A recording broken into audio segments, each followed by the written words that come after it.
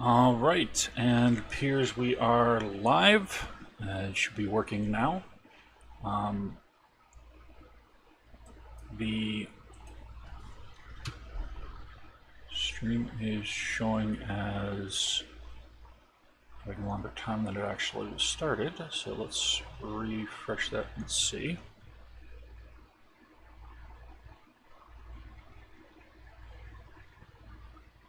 Okay, there we go. Live for 35 seconds, just a tiny hiccup after figuring some stuff off camera and the stream video buffering a little bit there with YouTube.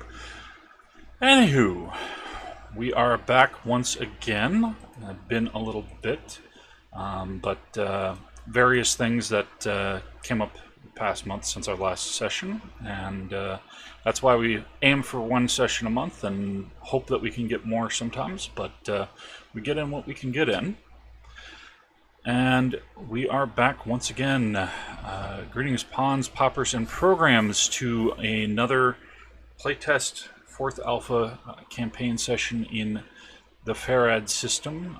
This is the Grim Adventures of Elidon, Kael Voss, and Oppenheimer. As we have our 3 players returning once again. We've done some tweaks and upload, and appears one of them maybe did not go through. Okay. Well, one part I will have to fix next time because it appears it did not go through properly, but that is something that will take a lot longer to sort out why that's off. Regardless, Kael Voss' avatar there should be in the armor and smaller, and I thought I had exported and updated that, but right now it is going to take longer for the program to load everything up, so we'll just fix that for next session, unfortunately. But I will make sure once this is done to get that fixed. Okay, so recap. Elidon and Oppenheimer are agents of G.R.I.M, the Guild for Ruin Investigation and Management. They deal with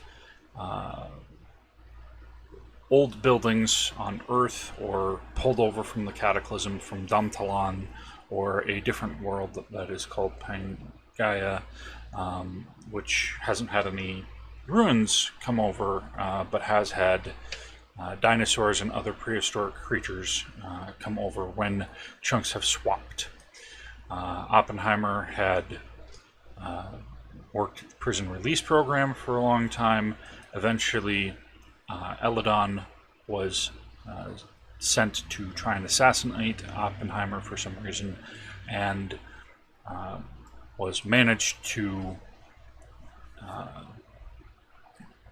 be handled in a fashion that let the explosives around Elidon's neck be removed safely, and to take them in and help raise them with the rest of Oppenheimer's family, and eventually get them to become a G.R.I.M agent and their partner.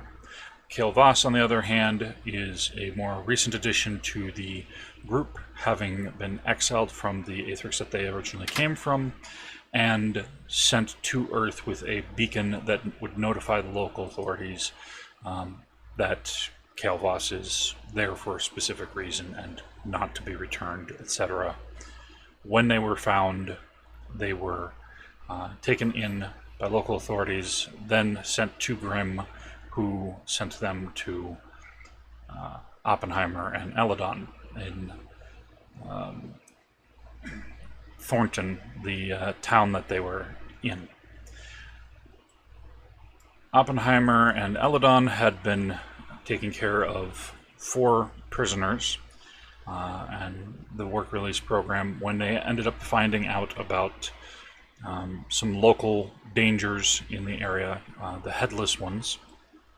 And then in autopsy of the headless ones, Elidon realized that the assistant mortuary, future funeral director for Sigyn's Hollow, the nearest town, was a voice that Elidon recognized from when they were in the underground structure, where they had been trained, possibly created. They're not entirely certain in all the details. And when talking with Nate about some stuff, Elidon and Kael Voss and Oppenheimer eventually found out that Nate started freaking out and cut themselves open trying to get at something, which was thankfully thrown away before it exploded in a burst of massive fire. And that is where we had left off the session last, and where we pick up once again. So, Nate is exhausted, but still conscious, and covered with a lot of his own blood on his hands and in the wound from where the explosive had been removed. It had appeared to be blood-soaked, but a small wooden sphere with grooves of some kind of glyphs or sigils carved into it that were burning like char, ash, and heat coming through it before it heated up enough and then exploded. So that is what you're aware of thus far.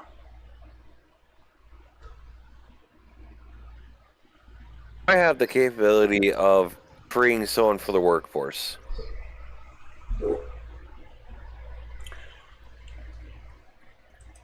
Do you mean releasing as a civilian, or do you mean in terms of freeing somebody else who is currently with you guys to do something else?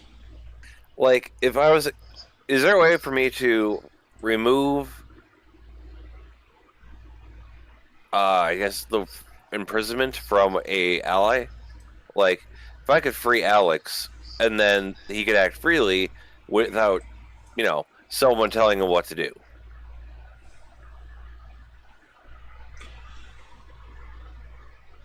Well, currently what it is there is something that is meant to just shock and render unconscious if they drift too far from you, or another guild agent who has something that is basically a transmitter of sorts.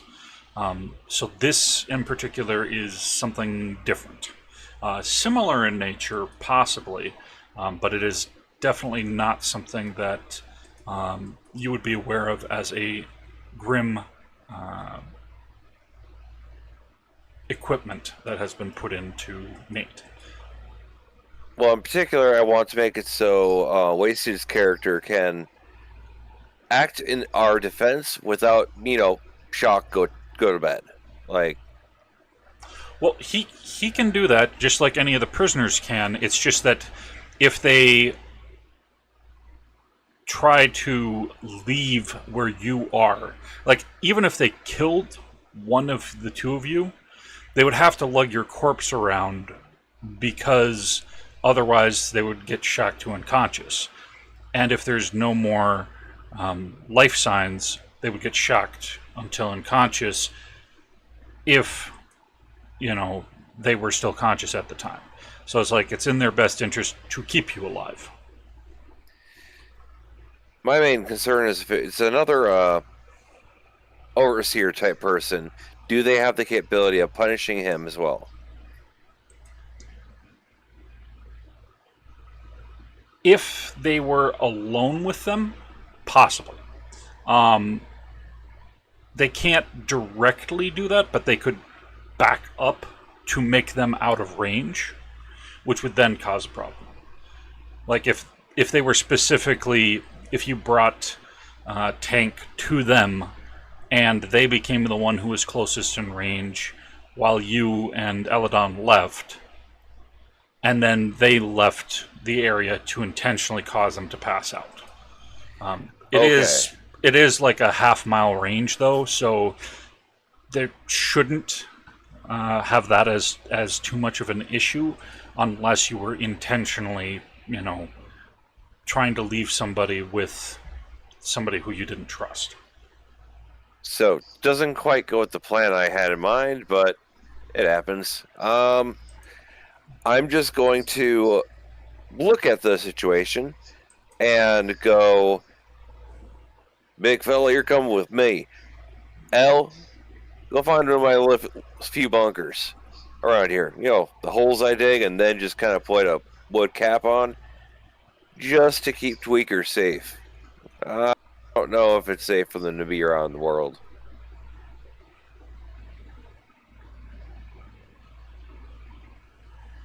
Because I know you're having like a mental breakdown holding them, so we're going to put them somewhere safe.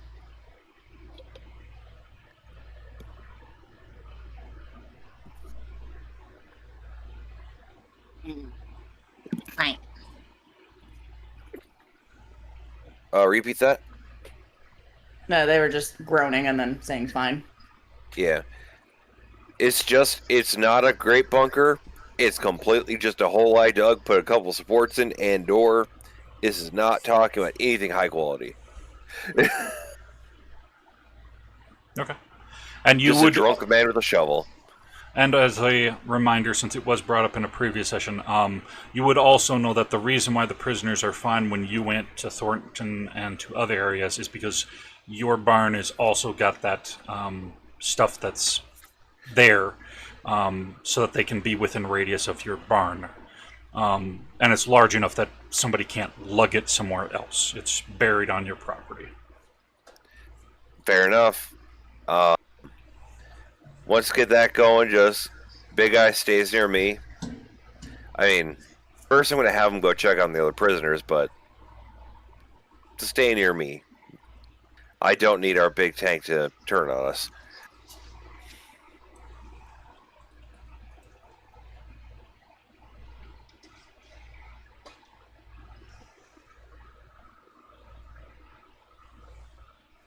All right. Basically, just sending the big guy on patrol is my intention, unless they get too far away, at which point, stay near me.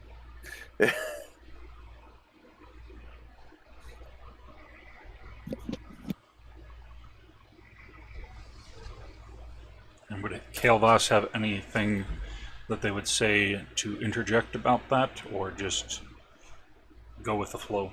I would just give a nod and go on my way then. Okay. All right. And then first, we'll go with Elidon, as they are taking Nate either toward where Oppenheimer said to take them, or somewhere else, depending on what Wolfie is deciding to do. Elidon's actually going to put Nate into Elidon's bunker area of the barn. Okay, into like in their room. Your loft area? Into their room. Yeah, yes. Okay. As far as Elidon very good word. Yeah. As far as Elidon is concerned, that is the most best kept area. Like, that's going to be like the most safe spot for this person. Because of the fact that they keep it so up to date with booby traps and stuff.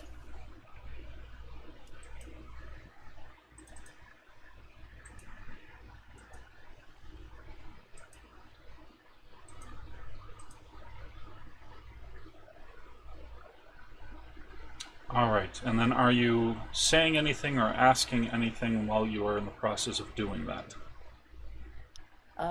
Last I remember, Nate was pretty much couldn't talk and only nodded when he or whispered to Elidon that the one person heard him, and then I think knocked out. I could be wrong. he's pretty much in and out of it from the pain. It's not enough to like permanently just knock him out for a day kind of thing. But he definitely does, have a lot of pain that he's under at present. So could, pass right back out again easily enough, especially from being moved. That's fair. Again, Elidon tries to be very nice when they try to do this, but probably just tuck him in to the bed and then probably find Open. Yeah, they're gonna go find Open. Open! I'd be going into the barn to grab my sending stone or whatever device I use to contact important people, and I'm already dialing in, trying to contact someone.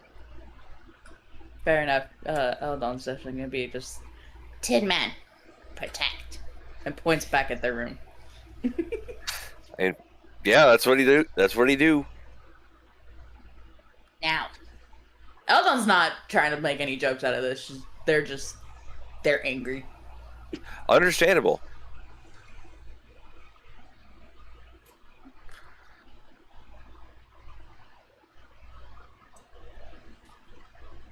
Like so, I just give a slightly annoyed stretch and go right up to it.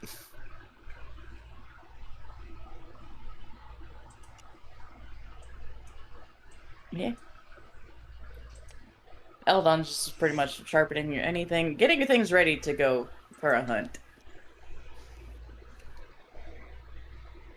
All right. So you're able, with a little bit of effort, since it is going up a rope ladder basically, to get Nate up into there, and since you can fly, you can easily take the ladder up and then, descend down so that nobody else can get up there easily. And from the angle of where they could even look, you would not be in sight.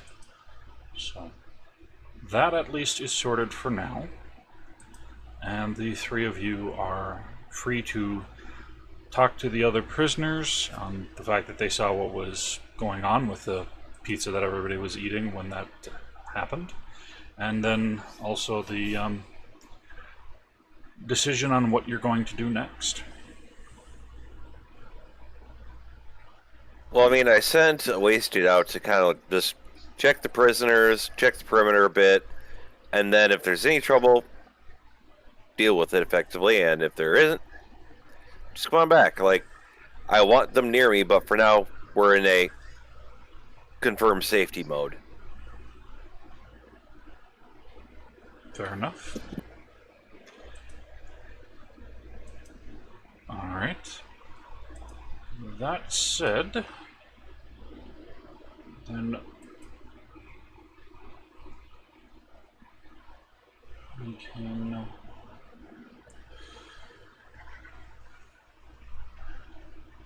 I will say you can make a strafe. I have a question. Yes. Who do I listen to? Do I listen to Oppenheimer or Wolfie? Who do I... Because Wolfie wants me to be next to Tweeg. Oppen wants me to go I was patrol and roll around. Tin Man is Oppenheimer's thing. Oh, Their golem. Yeah, Yep. it's a Okay, golem now I see. constructed out of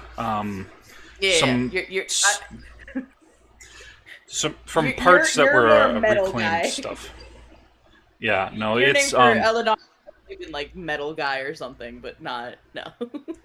Tin Man is a golem construct that is a portable still, and is constructed out of advanced robot parts from before the Cataclysm and advanced stuff from Domtalahn, a mix of tech and magic that keeps it running and doesn't fry when the wild magic pulses. So, It was the thing that was watching you while you were cleaning your suit. Gotcha.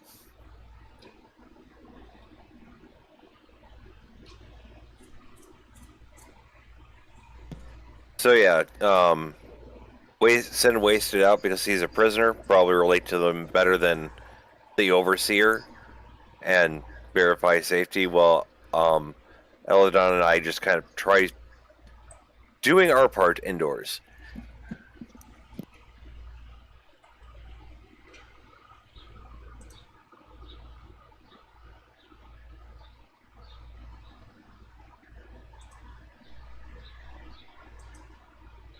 Okay. I guess so on a that side note, throughout my patrolling, I guess I start from the north, going clockwise.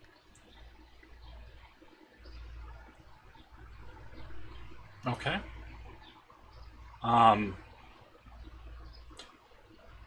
So you would want to roll a strafe attribute trial check, since you don't have any specific skills that would help in this particular case at present.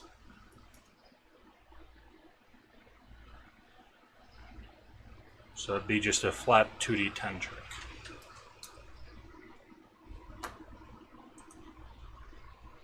What skill is he using for the sake of like developing a skill?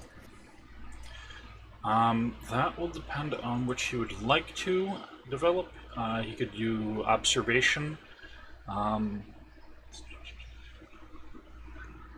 think observation probably would be the most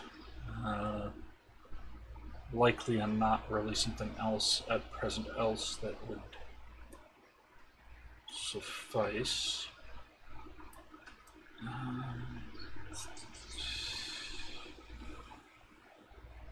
Deduction or induction if he finds anything while looking around, which would depend on how well the roll goes.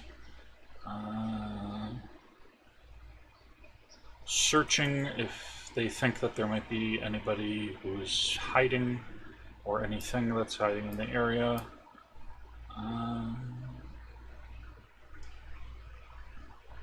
Tactics or strategy if they're looking for possibilities of how to fortify and defend different areas, whether it's worth guarding on a particular side or not. Yeah, those would be the 6 potential skills that could be trained in this instance.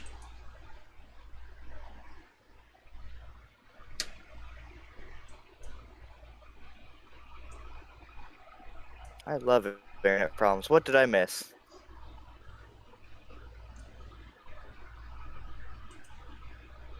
I don't know why you have problems. We're in the same building.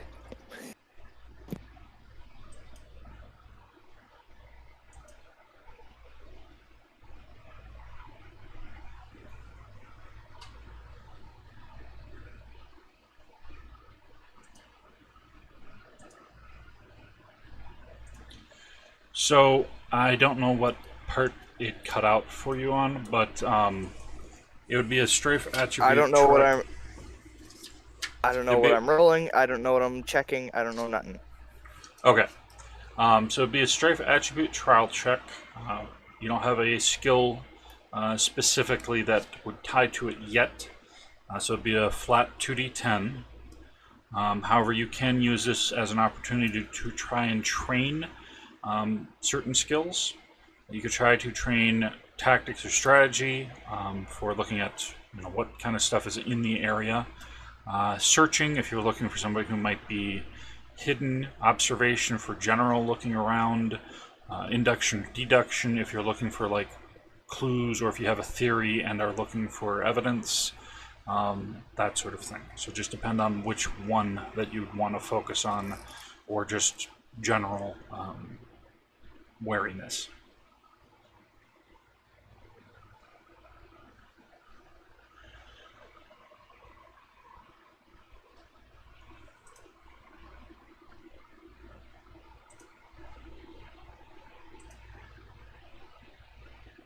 I'm thinking probably like a broad scope, like observation or discovery.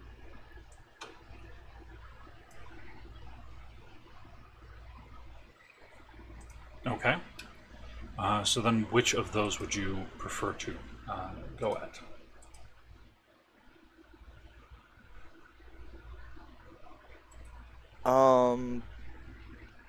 Whatever one's more broad. Probably perception.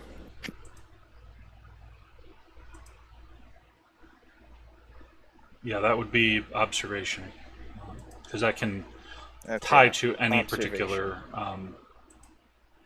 different senses and stuff like that. So go ahead and roll 2d10.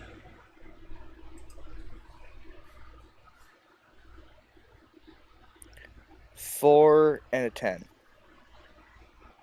Okay. So you have +1 luck die from that.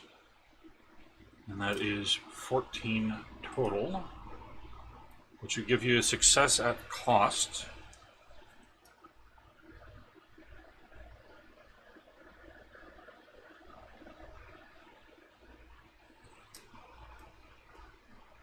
So, as you are looking to the north, which is looking away from the barn opposite the highway, you can see that the road does continue for a distance towards some other houses and mostly just woods to your left, houses to the right. There aren't many houses further along because Thornton isn't a very large community. And you do not at present see any obvious threats in that direction or any really obvious dangers as far as defensibility. It's a very wide open area. You could put up, potential wall kind of defensive structures and that sort of thing. But at present, there isn't really anything other than just a simple wooden fence.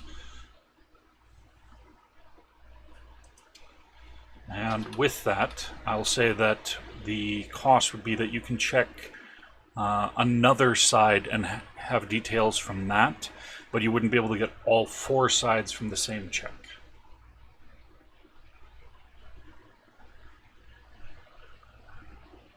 Okay, so from the north side, I'll just move clockwise. So I'd be looking now towards the east side.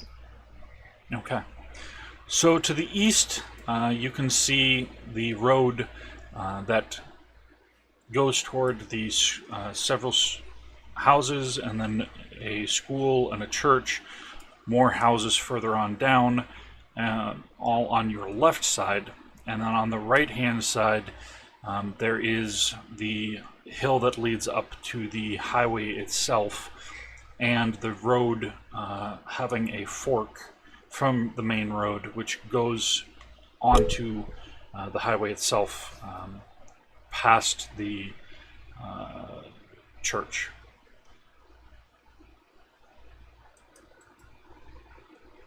There definitely is at least, I'd say, about a football field length from the edge of Oppenheimer's property on the southern side, which you can see from where you're at.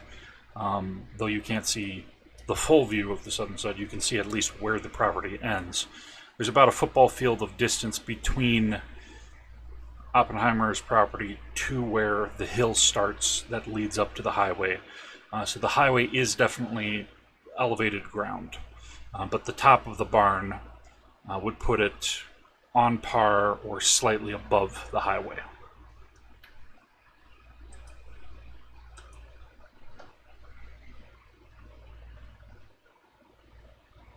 So am I able to now move to the south side, or? You would be able to if you choose to do so, yes. Okay, since I'm not seeing any threats so far, I'll move to the south side.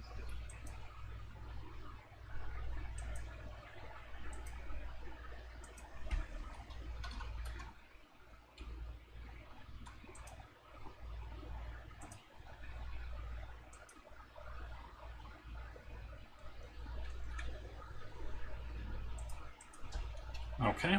Go ahead and roll that check once more.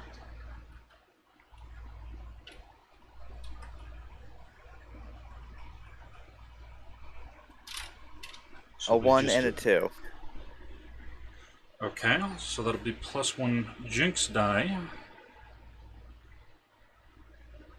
And unfortunately, that is going to be much worse result overall. So here, that is a straight failure. So unfortunately, you don't really see anything new that you didn't see from the eastern side when glancing toward the south. There does appear to be the hill, does appear to be the highway, but you can't really, from your position, see past the highway. You were up on it before you went down to the barn, so you at least do know that there's about a couple football field lengths from the highway to the main portion of the woods that's further to the south. But in terms of if somebody was coming along the highway or anything else to that effect, or standing just past the edge of the hill, unless they're standing upright real close to it, you wouldn't be able to tell, at least from your angle.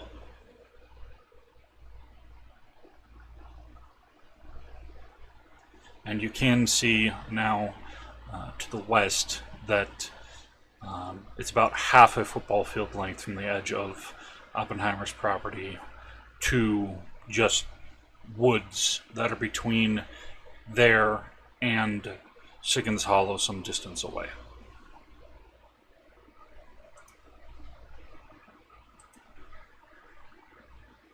Fine. So if I've checked everything, I might as well now just go check on other prisoners.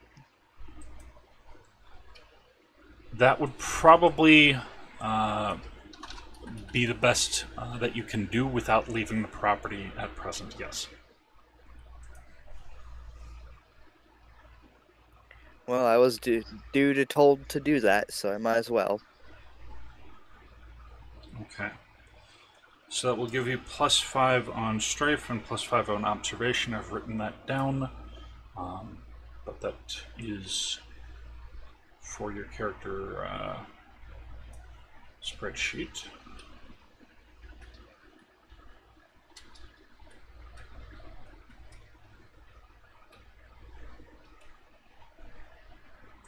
Okay. And then while Kael Voss is checking the perimeter, Oppenheimer and Elidon, we will switch back to you. Yeah, I'm here.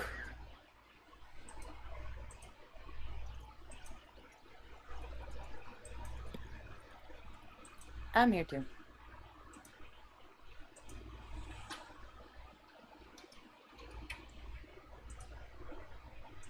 Okay, so what are you guys doing while Kael Voss is checking out there?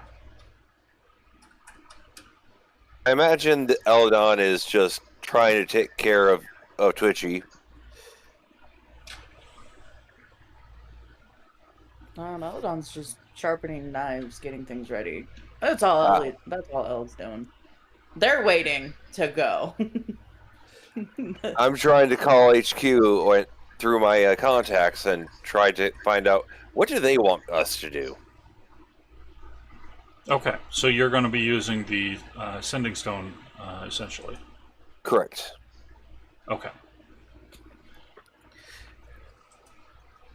So, that said, what are you going to specifically tell them with regard to what happened and what you're asking for instructions about? The summary, what I tell them is, I had a useful prisoner, but the moment them three showed up, my prisoner blew the fuck up. We saved him, but they blew the fuck up, and that's not good for us.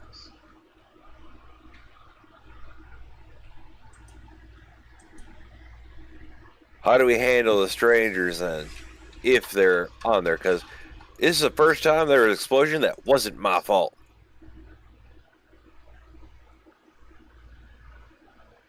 Oppenheimer, I'm going to need you to elucidate, to explain further what you mean by they exploded but we saved them, and what strangers are you referring to? Well, there are three agents that showed up, perfectly timed with when the Twitchy blew up. Granted, we were able to cut the bomb out of him just in time, but he ain't looking so good. Okay, what agents showed up? We sent 3 to you, who were to be expected. Are those the agents that arrived, or was it someone else? You should know 2 of them at least. Yeah. It's them 3 that, right now we're angry thinking it's a fiery guy, but it was like a wood object with runes drawn on it. And I'm not sure if that matches him, so I don't want to jump to conclusions. You mean Agent Argent? Yeah. To my knowledge, he does not require any sort of additional items for doing that. He's an experiment that we found, Elementine. Human plus, essentially. But that's not to say that he doesn't have some sort of capability we are unaware of. Prisoner had surgery stitches and a wooden bomb in him. Hard enough that the big tanky boy you sent me got knocked around a little.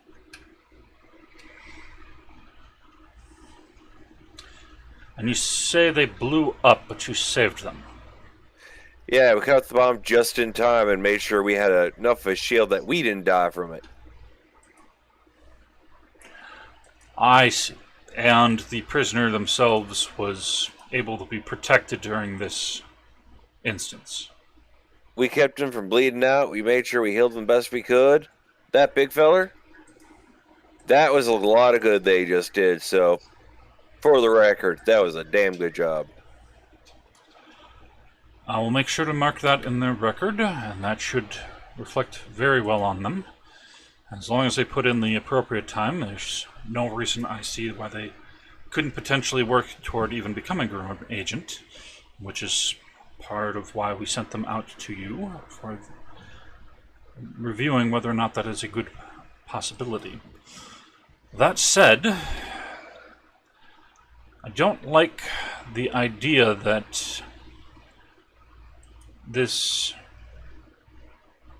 agent is a problem. And I don't want to jump to Unfortunately, conclusions. unfortunately, they're not from our branch directly, so I don't know them personally to be able to vouch for them. I'm not as familiar with the other 2, Cassandra and Holloway, but I at least have encountered them, and they do work out of our branch, and as supervisor I do deal with them, but I've never had any case complaints with them. So your suspicions may be founded, or they could be somebody else who has been watching and waiting for somebody to exploit as possibly throwing under the bus, as it were. Well, I suppose that's an odd expression for the region. Back when buses used to be far more frequent. Regardless, best I can suggest is caution, checking for any sort of evidence, if you can, getting any information from the victim, and I will mark that they have a serious drop in time served being required. See about, depending on what all in all gets found out, that can even be reduced much further if they can serve as testimonial witness on misconduct of either the agent or in finding out who was involved if it was not the agent in question. I don't like jumping to conclusions like that. Just because they used fire don't mean they made the fire bomb. Well, I agree, but it is something to keep an eye out and, as said, to, for now at least, protect the... Can you give me some orders to pass on to the flame boy, just so that I have genuine reason? Because I'm a terrible liar. If he's the person who did it and he hears that it went wrong, he might do something about it. But if there's some way to distract him through you guys, well, that'd be so much better than me just bluffing.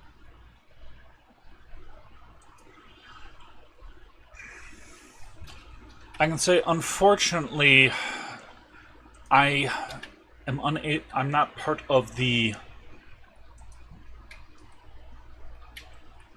overarching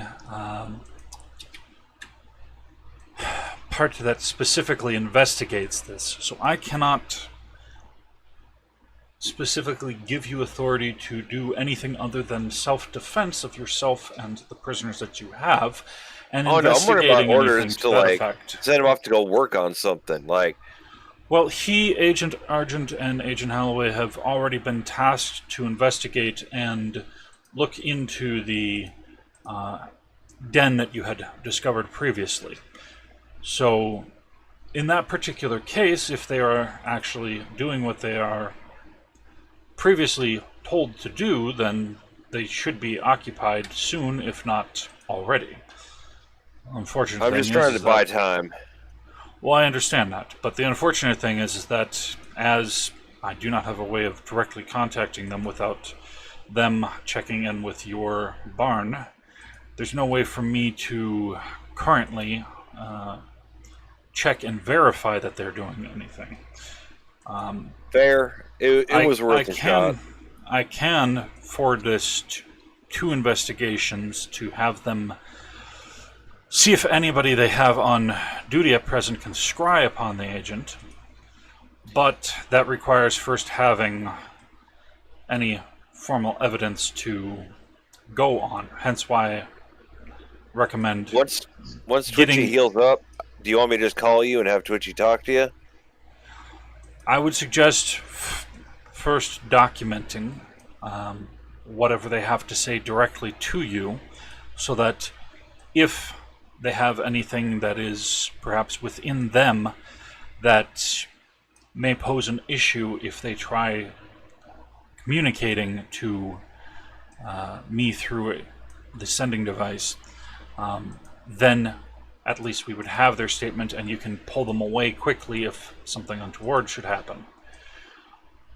Unfortunately, I can't guarantee their safety necessarily until we can either get them transport to the branch directly to speak to me, or to try to verify that they are the one who was speaking to me by having you present and later signing that you were present and providing... Can we get an investigator over here at least?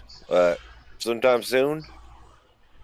Well, as I said, without having evidence to work off of, the most I can do is forward it and see if they can have anybody look into if there's any prior reasons that they are investigating the agent, and whether or not there is anything they can look at presently or send somebody over. At the very least, they would send somebody over to take testimony and verify it, but that will take longer than providing the testimony directly. The closest one that we have at present is not in Grafton where the branch is. They are over, unfortunately, in an area that is part of Domtalahn adjacency, further north in the state. So it will take them several days to get here, with the limitations of being stuck with horseback, just like in your area with the ley lines that run with the Appalachians. Fair enough.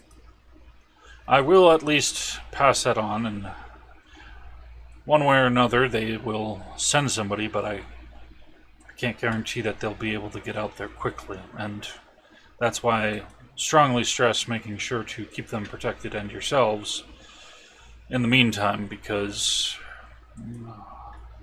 I don't deal with that particular part of G.R.I.M regularly, and as such, I cannot vouch for any specific agents that I can guarantee are trustworthy within their ranks to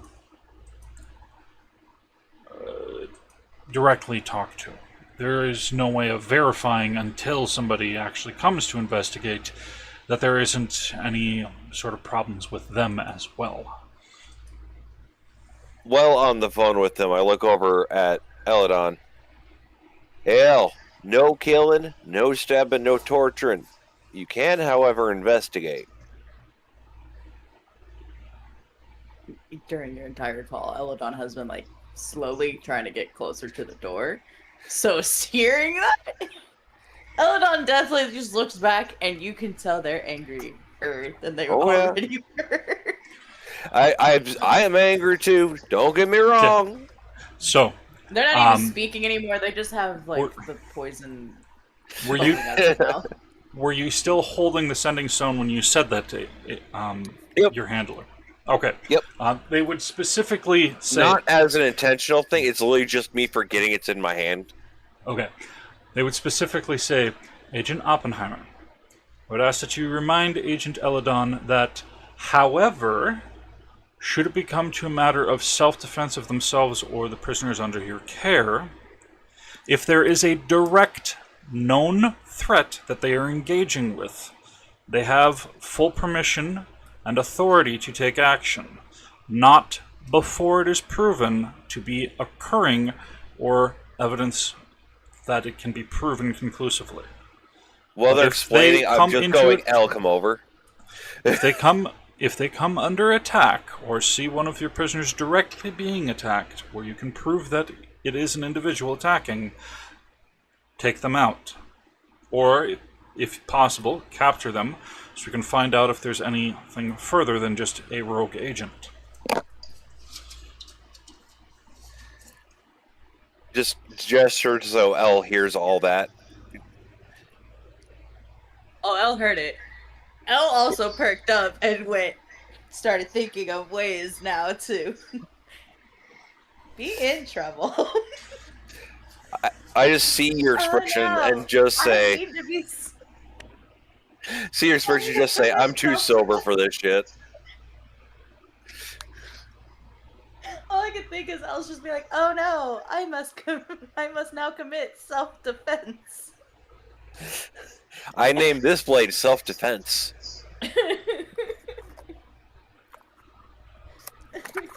Yeah. Elidon, you would know, at least from speaking with the agent that is your handler, that they are definitely actively encouraging you not necessarily to go out and fight, but specifically, yeah, if some asshole comes up and wants to fight you, fight and take them down, or better, capture them, but do it. You know, so that should be all that you really need. And for anybody who's watching the video, I am attempting to update the overlay in progress. It is just taking a moment to export. So, but I have been like reloading ammunition while I'm working. Certainly. I would say that you still have plenty of it around the barn, so you can go ahead and remove 2 from your expend. Let's see, that's that. Let's see. Expend, here we are. No, that's in, I will find it.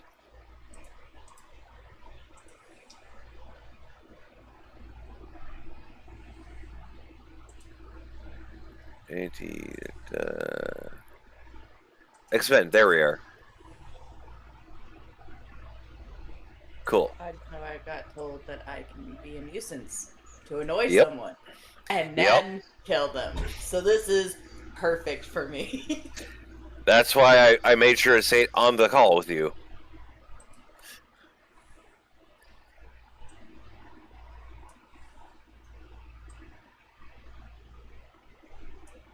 Open definitely sees Elidon just being like, the evil face is back, but this is a more hyper. This is like, I just look over. evil face turns into a evil smiling face. I look over and just say, "At least you ain't drunk."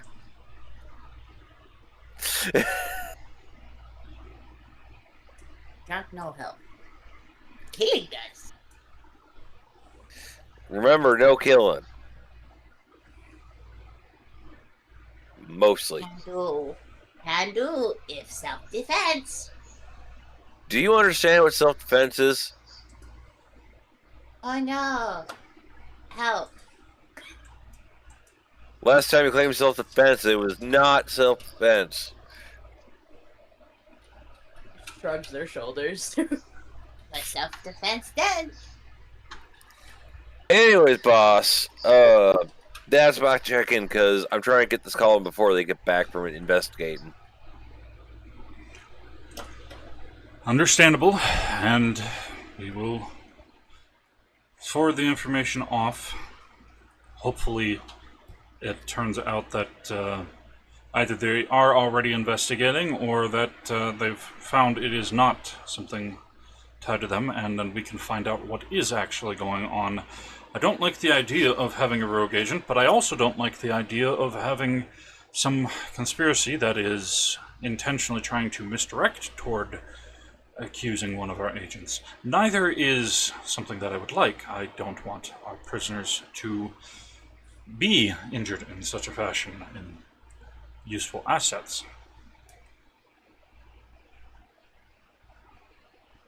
Makes sense to me.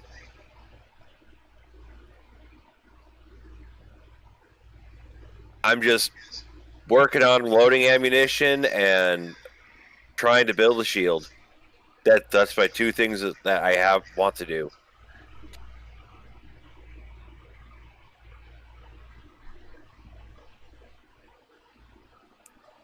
Alright. Let Elidon go have their fun. Let shield. What's your character's name? Tank. Tank. Let Tank protect the prisoners. If anything, just if you see anything funny about them, stuff like that. Like you've seen what's happening.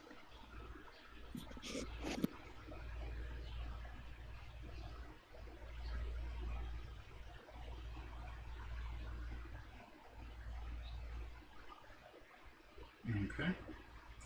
And Kael Voss Of course. Okay, there we go. Come back. You are notified of this and basically given permission to wander around the area, check in with the prisoners, and keep an eye out. And attack in self-defense if needed.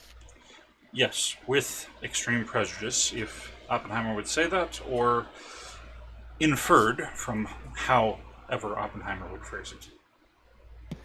The phrasing would probably boil down to, if you have to fight, make it memorable,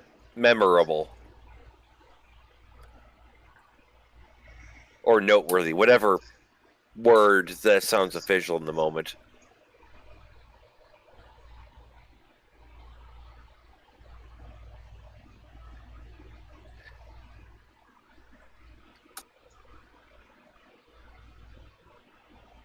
Gotta make it swift and direct. Let's make a new Guinness World Record.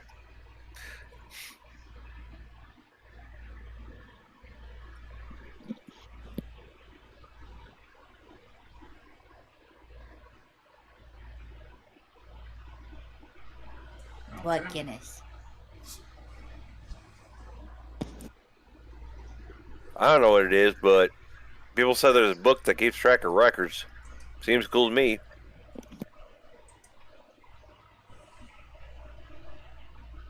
Looks weird.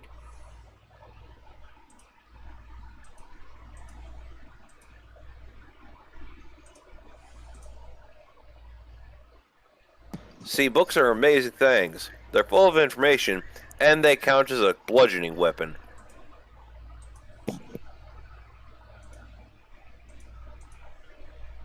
Book weapon?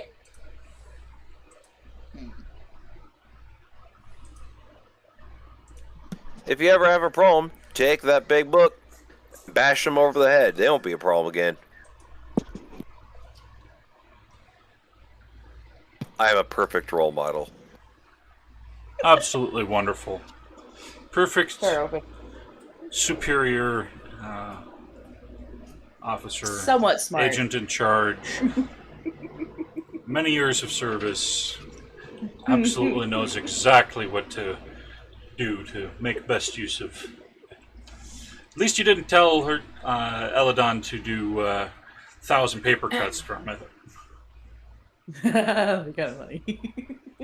Nah, I'd never say that. That is way too much time and effort. Come on.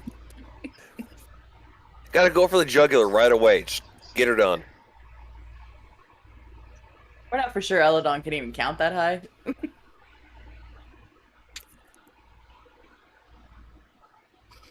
El knows at least 10. That's how many fingers they've got.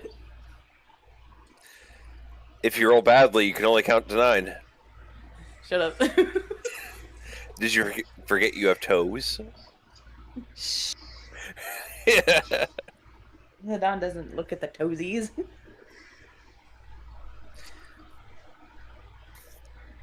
Alright. So, with that said, is there anything else that any of you are doing while waiting through the day, keeping an eye on matters? No. Just...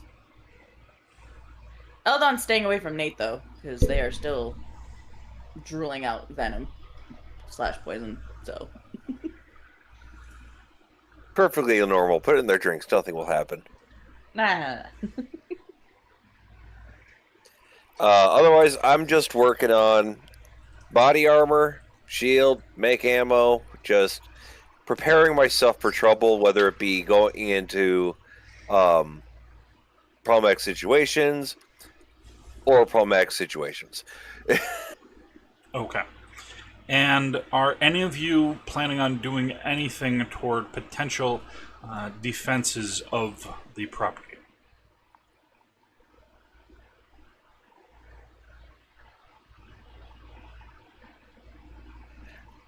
I mean, what materials do we have so we can make defenses? Well, you do have a bunch of stone that the prisoners have broken up to potentially start upgrading it from a wooden fence to stone. You do have woods further to the east. You can clear out some of the trees. You're going to need to clear some of that space anyways for expanding with some of your other plans. So you can use that wood for constructing higher fences or other barricade cover to hide behind, things of that nature. Digging trenches outside of the fences, other potential things that you can think of. Just a matter of what you choose to do. Obviously, nothing that's rapid, but you could potentially start something if you chose to do so.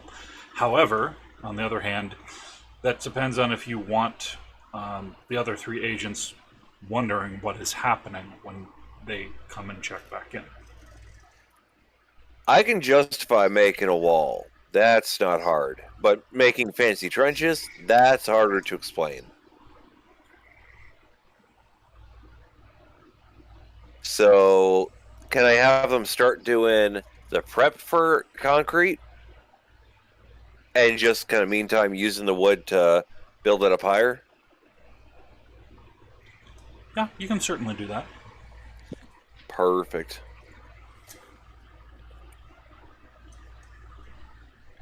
I'll leave tank to whatever devices that they can do to help, and just leave Elidon. I'm not trying to like micromanage. I am a drunk who enjoys making bombs. No.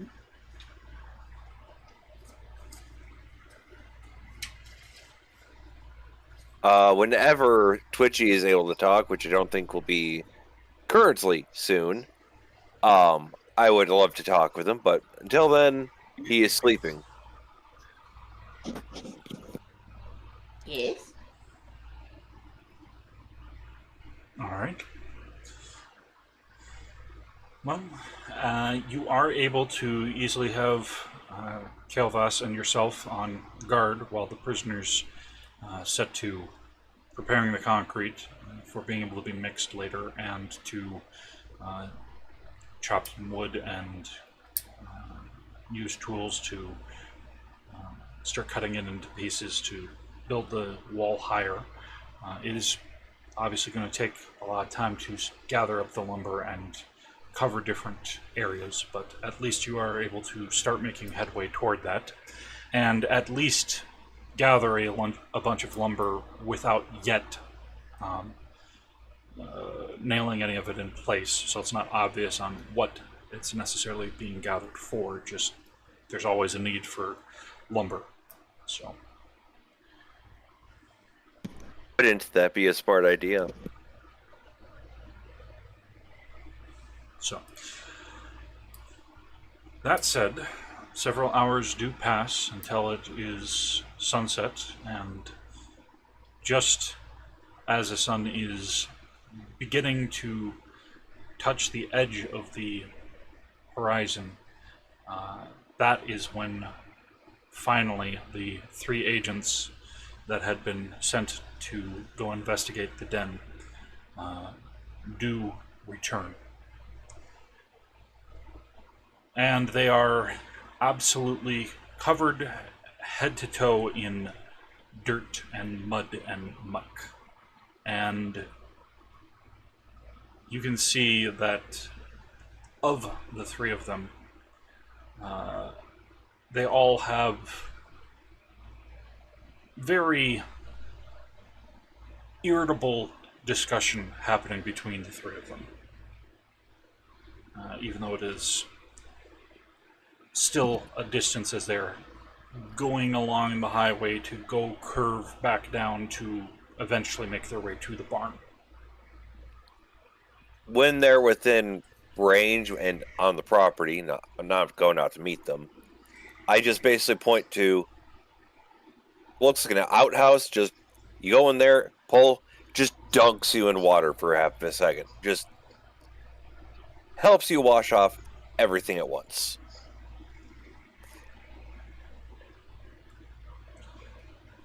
The 3 of them would give a little nod and a sign and say, thank you. Yeah, thanks. If you need to do this frequently, we're going to have to refill the water tank, but for now, you're good. Oh, I think we're definitely going to need to do it frequently. Oppenheimer, you've got a serious bit of problem in your neck of the woods, as to say. I think we're even going to need to start calling in some more agents. I have just the most I have to deal with people headache face expression. Just care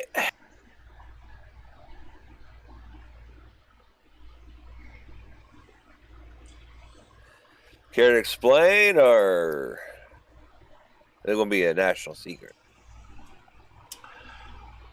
Well, why don't I let Agent Holloway and Argent start explaining while I take the quick wash, ladies first and all that, and get that wrapped up, and then I can fill in any details that they may be left out, but most likely not, considering Holloway's general demeanor when it comes to regulations and the like. She gives a little bit of a twitch of an eyebrow at that, but then starts walking off to where you had directed them. It's literally just a remodeled outhouse. It's just I found a hole or water leaks. Good enough. Yeah, it's just she's definitely not wanting to have anybody walk in on her, basically. It's easier for them to talk and take some time while she's doing that is more or less what her Yeah. decisions. So, yeah. What's your hell been like?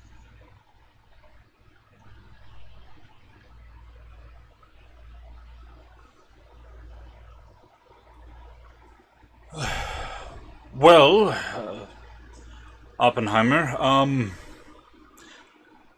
so we thought maybe we'd be lucky and it would turn out that the den was just a little bit further than you had explored, maybe a curve, a couple of turns just so that, light would be hidden for ease of sleeping, that sort of thing. No. Unfortunately, it appears that they are a bit more clever than we had given them thought, and have had I plenty warned you of guys, time they're to smart, they set up. dig. Well, they dig is an understatement. I had difficulty moving around in the tunnels with the size that they are made for. Still able to move weaponry around, but not all three of us with ease around each other. And they dug pitfalls. Well, dang. Thankfully, they hadn't figured on creating punji sticks or anything to just kill us.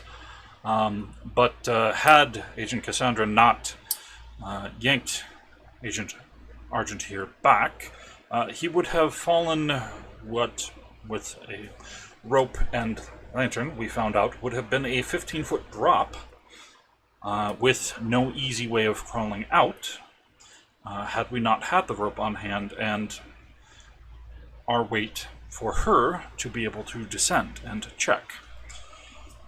They have branching tunnels twist and go up and down and crisscross and go over and under each other, and we certainly were able to hear some, but we did not encounter more than just noises in the dark. I take it Do you that... think the big fella could go down there? Well, he would probably have even more difficulty than me, but still be maneuverable. It's just you'd be crawling or crouched the entire time, crawling more likely. It is just... With how far that we wandered, and even with attempting to keep track of our directions, when we eventually came to a ending in one branch of a very twisting tunnel and turned around, a good few hundred feet turning back, we found there was a new branch that hadn't been where we had explored before. And it appears that they can create facades and break them out of the way quickly. So it is definitely a matter of absolutely needing to go in groups. If a singular individual is separated, I am certain they will probably come from multiple vectors and attack. I think the fact that we had a light with us and 3 individuals is the only reason why they didn't come toward us, and we're probably trying to see if there was any opportunity to pull one of us away from the others. Yeah, once you're cleaned up, meet me yeah. Oppenheimer's not stuttering, that's me. New medication, fun. When you're done with your shower, come on, meet me in the barn. I need to go in there anyways to grab some clothes, because your old clothes might need a good wash.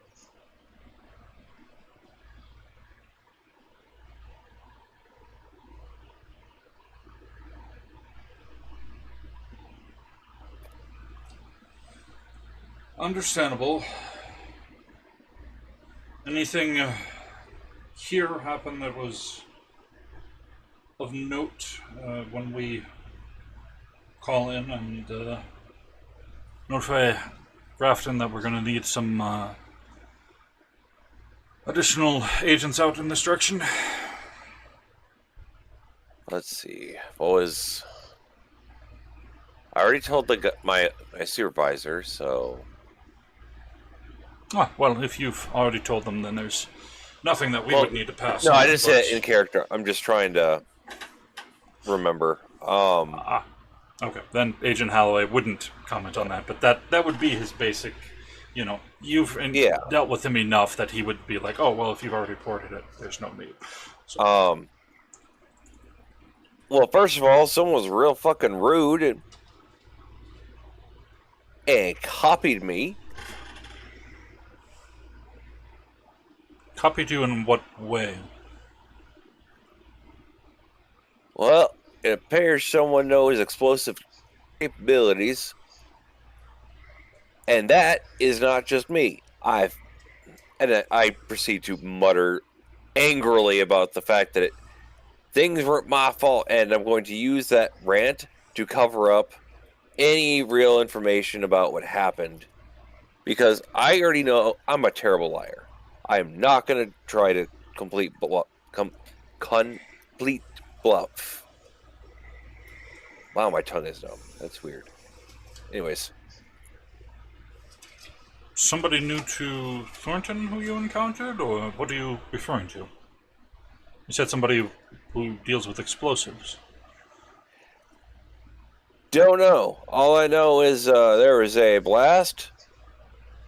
Prison is a little bit messy now. And, well, I'm upset because I had to report an explosion that wasn't me. And you don't know what the source was, just that somebody exploded something on your property? It's a form of what I think was runic. However, it also could have had, like, explosive materials on it, too.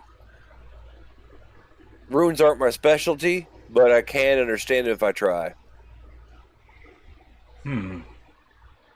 Well, the only thing I can say in that particular case is that if you haven't already, we can report that in as you told us, and they'll probably ask for further information, but that is troublesome. We were told that there was individuals with some strange things going on in your general area. The vehicle that Agent Ichabod had seen and that the two of you saw later, to that effect, I'm not entirely certain what can be done quickly, but do keep us apprised. Can certainly take a look and verify it so that at least in the report it can get expedited for some sort of additional security, but usually between you and Elidon there isn't much difficulty, especially with the prisoners you have on hand.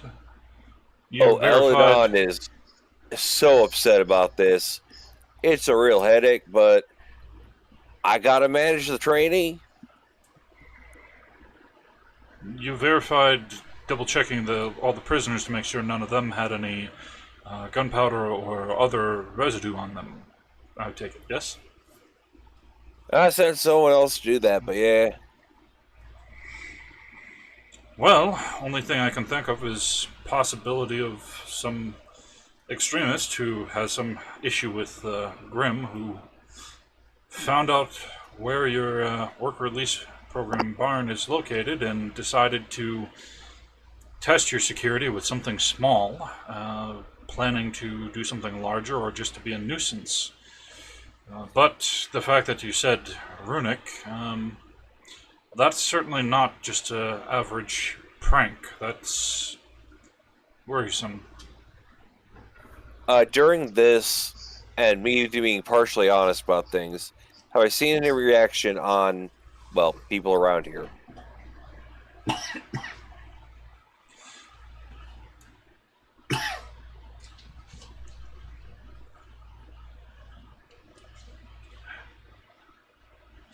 Well, Agent Holloway definitely seems very open and straightforward about regulations and everything as he stated. You've dealt with him many times. If you would like to try and suss out anything specifically about Agent Argent, then you would want to do a check on that interaction with any applicable skills. I have induction and observation. I have judge. I would probably go with observation to be like as vague as possible. Could I do observation and judge? Well, judge would be sort of morality sort of thing. Oh, okay. But I would say that observation would definitely apply.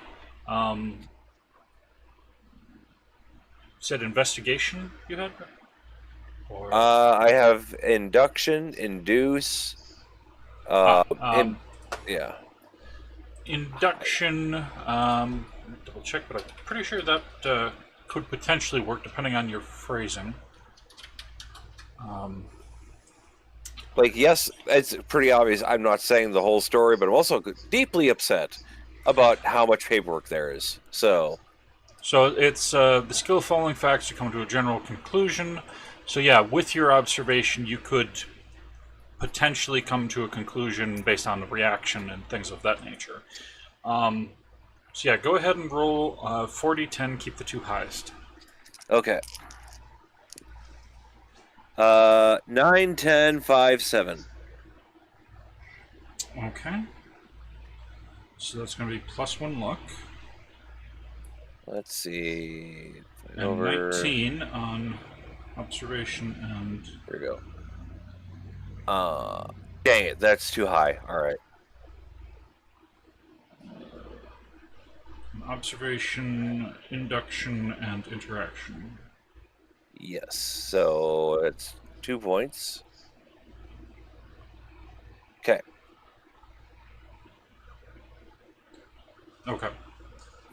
1 second here.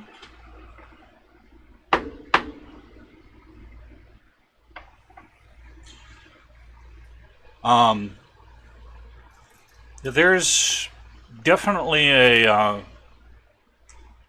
momentary bit of surprise and curiosity from Agent Argent. There is possibly something more to it than just that, but it definitely seems like there's something about what you said that struck them as odd or unusual. You do, however, know that from what the handler said, Agent Argent is not from this branch and is relatively new. I mean, they have been an agent for a bit, but they've not dealt with for several years like you, Agent Holloway, or Agent Cassandra. So it could be just potentially, you know, somebody's actually trying to attack someplace that G.R.I.M holds property, you know, because, you know, you've got trained agents who know how to fight monsters. Or it could be something more than that. At the very least, there's either something you said or didn't say that struck them as confusing. Yeah, that checks out. I mean, I'm sure Elidon is spying on this and learning all the things that... Elidon's actually at the barn. Ah. Surprised you aren't out here harassing people. This is so I don't intentionally just kill the guy. Remember, setting up my self-defense. It's self-defense as long as there's no cameras. Exactly.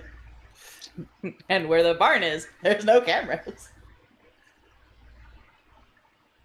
None that are working anyway. Yeah, I assume they have like some report as well that I can like skim. Well, they don't have a report written down as of yet.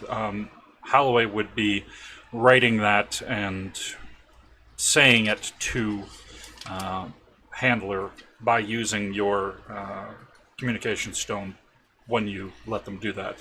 However, they are currently waiting for Agent Cassandra to finish cleaning up. Yep, and I will, anytime anyone else uses my stone, I'm in the area just so no one takes it, breaks it, or whatever.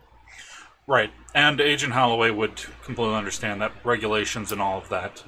Possibility of some imposter or, somebody accidentally doing it and then trying to blame that on you, or instead of it being marked on their own record. And Agent Holloway is not stuck up, but he is definitely firm on let's do things by the book until we need to adjust. There's a reason that the book exists, just like there's a reason why do not shower with this is on hair dryers, and why OSHA regulations exist, because somebody got hurt or died from something going wrong. So this is why it exists. The wall of shame. Good job. Yes. So, but yeah, letting Tank do his thing. I'm deliberately not asking what he's doing, just in case he's like, I found something really important and we need to hide it. Unless, of course, I need to know. That's a different story. okay. So, Same thing with Elidon. I don't want to know your plans. 'Tis why Elidon is at the barn where no one can bug them.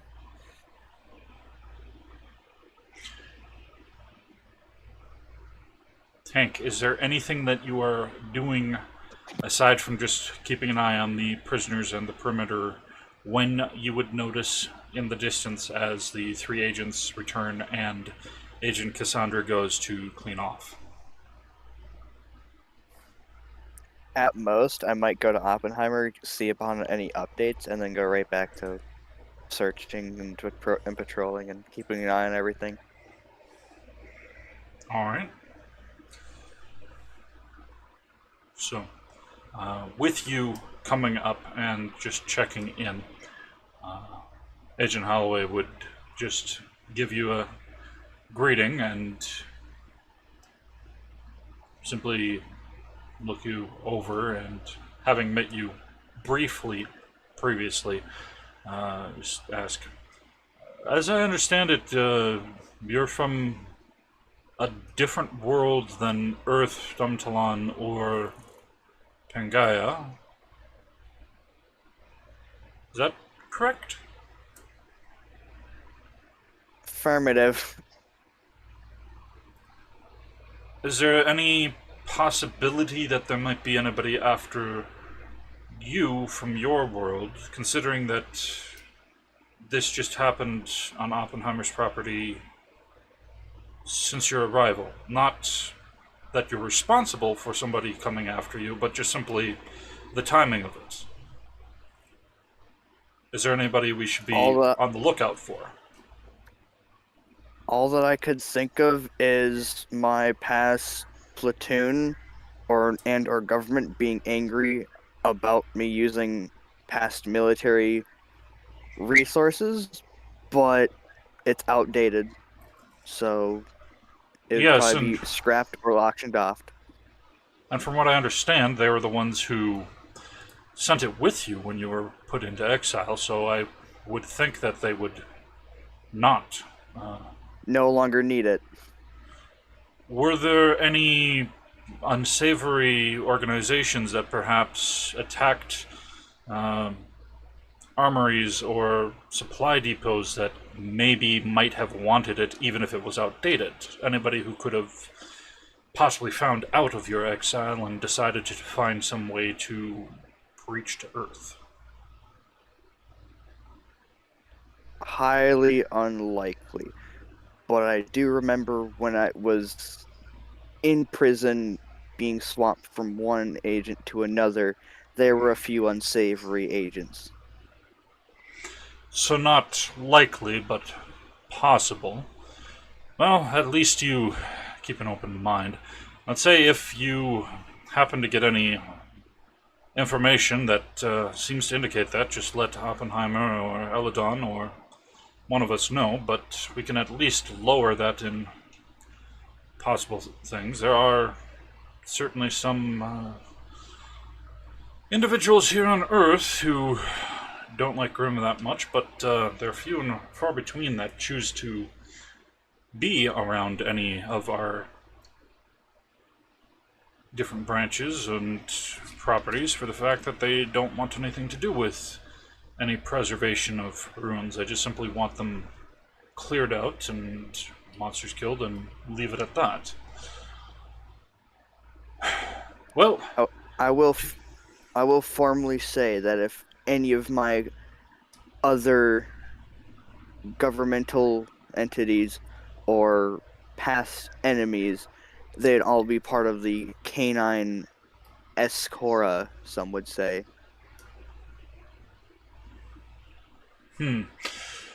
Well, that's about all that I can ask you for right now, at least. When we're a little bit more relaxed and I've sent off report, we can talk on, hopefully, other subjects. But for now, it appears Agent Cassandra has finished cleaning off, so I'll go next and let her head into the barn, change into clothes that you've left out, Oppenheimer, and Agent Argent here can wait for their turn next. Yeah, because I also want to show y'all my map of the region. I've tracked where the rivers are. I've tracked animal patterns. Now, I'm no scientist. It's not the best map, but it's helpful when you find poison water, because then you know roughly where it runs.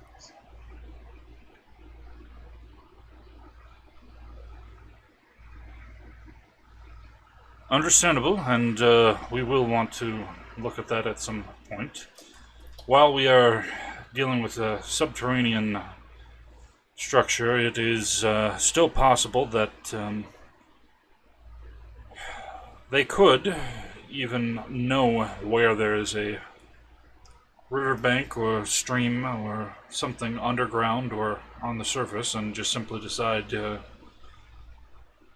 open it and flood a particular tunnel as a tactic. I haven't obviously seen that as a danger, but something to keep in mind so we know where approximately we are with regard to known bodies of water. That's the kind of stuff I track, just because when I hear that a lot of people get sick in town, I check the river. Yeah, I usually find a carcass.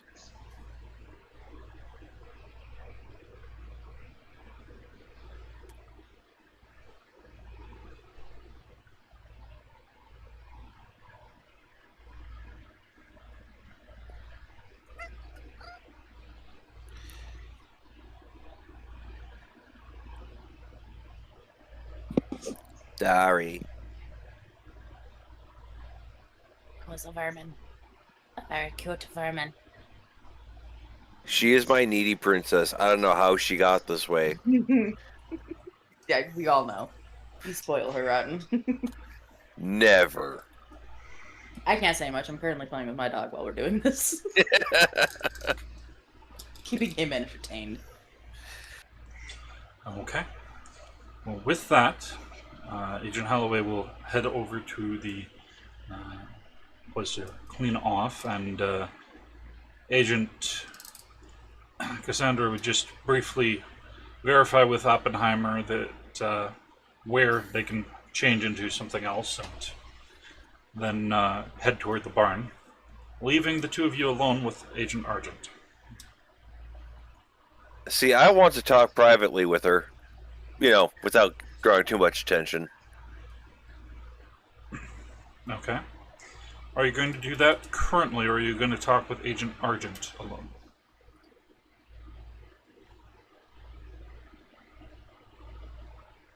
Does it feel like it's a natural situation that I could walk away in, or is it kind of it would look bad if I checked it in with everyone but him? Well, no, she asked where in the barn she can change, and you could say, "Oh, well, we've got different attire and sizes and stuff. Just Okay. if I go with you, I can show you where you'll change and verify what size you need, etc., without asking her weight or anything of that nature." Okay. In that case, yeah, I'm going to just come on. Let's get clothes that fit, and then just leave Tanky over there to his own devices. And if Elidon wants to go leave and do things, that's fine. I just need to talk with her in particular.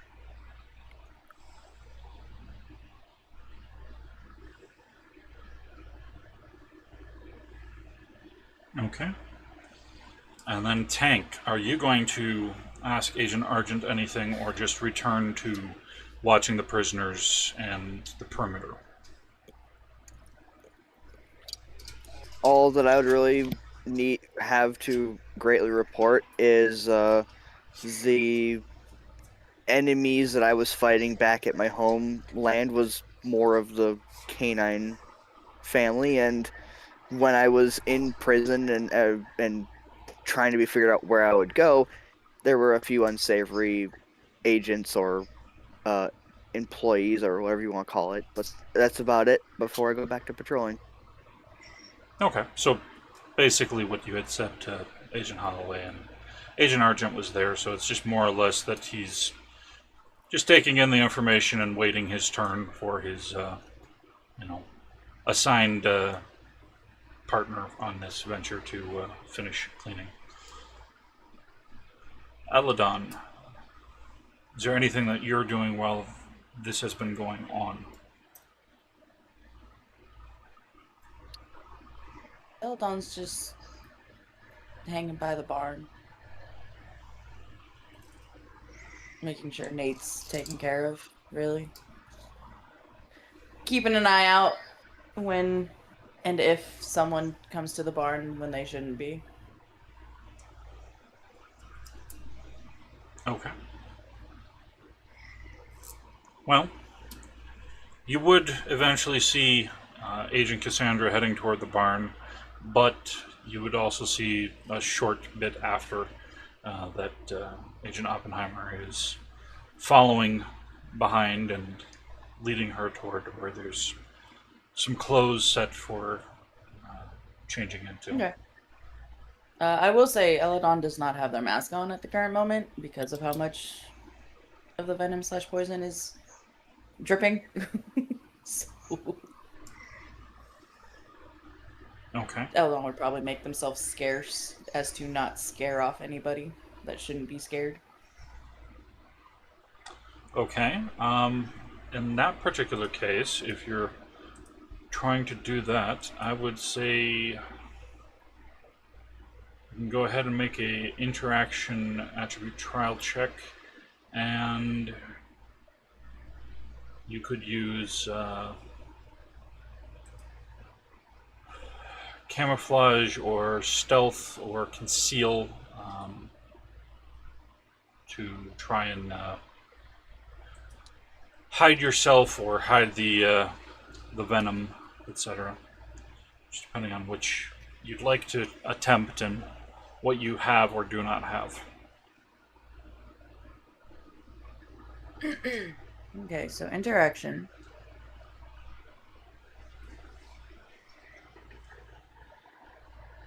Was it?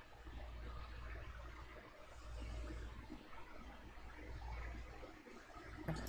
So interaction and then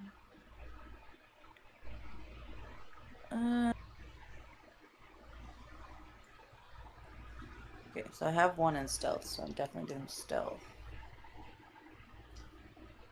So Okay. that's 4d10. Do you have 1 rank or 2 ranks in stealth? I have 1. So that'd be 3d10, keep the 2 highest.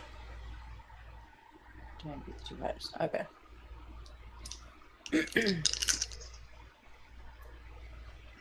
Okay. 10, 7, 3.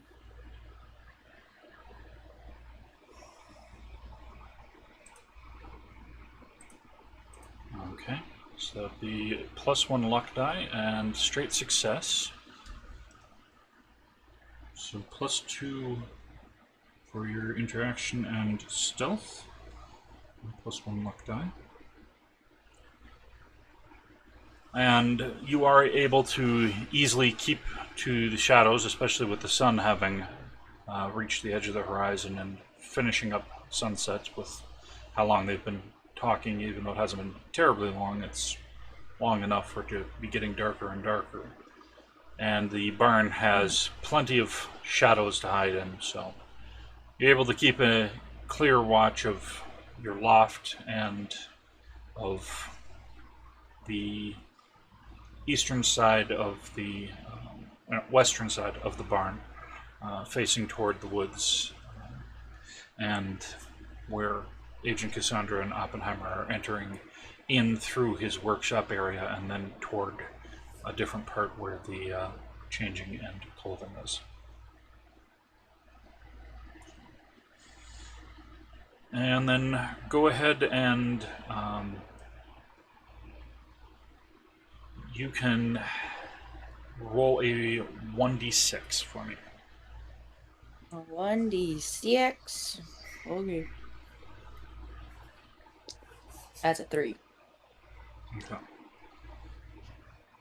So I'm going to say that because you've been letting the venom just exude out, but you do know from talking with Oppenheimer and Nate and just general knowledge of your toxin that collecting it is useful. So if you choose to do so, you can have 3 doses that you will have had the opportunity to gather. Now this is not processed and such toward knockout yet. You'd have to do some crafting on that, but you at least have the doses to work from versus having to do that later. Yes. But yeah, Elidon would have been keeping track of that for sure. I believe that's why they have the vials on them, specifically to do this. Yep, and that's why I figured that since you had directly mentioned that you were just letting it pour out, that you probably would have thought about it and would have the opportunity, so. Yes. Okay. And with that, we will check back in with Oppenheimer as he is showing Cassandra where the clothes are and has a moment away from everybody else to talk. And depending on how soft or loud he is, there's the possibility of Elidon and Nate hearing, if Nate is awake or conscious, or neither of them. Just depends on how loud that he gets. Because my barn is reinforced, I'm sure that it's very much soundproof from the outside as far as like wall thickness. Right, that's why I was saying, because those two are in the barn, they're just in a different part of it.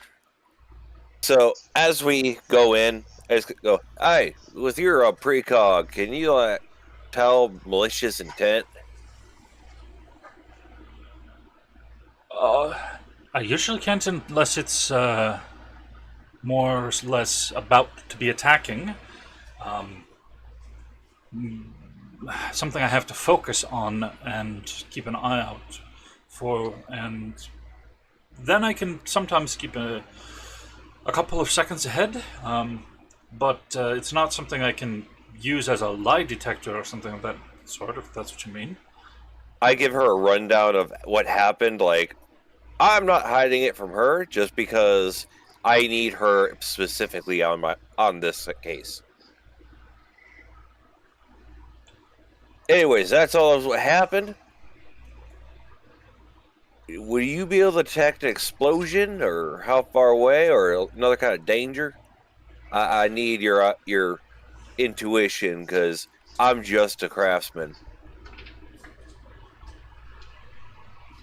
Well, if they're within, I'd say, a good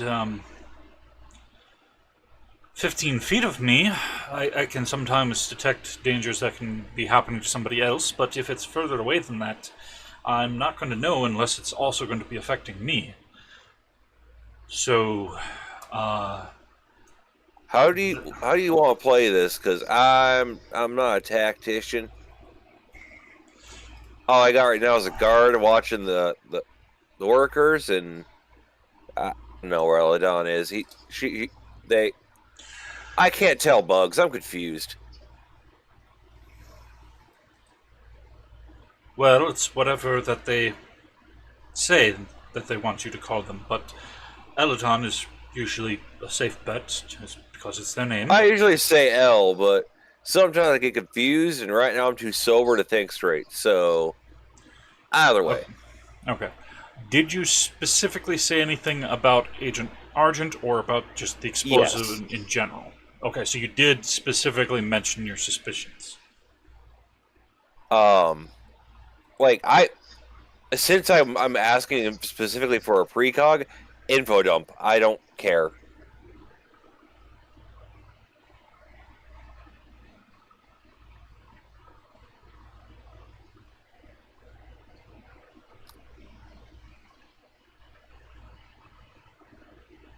Okay.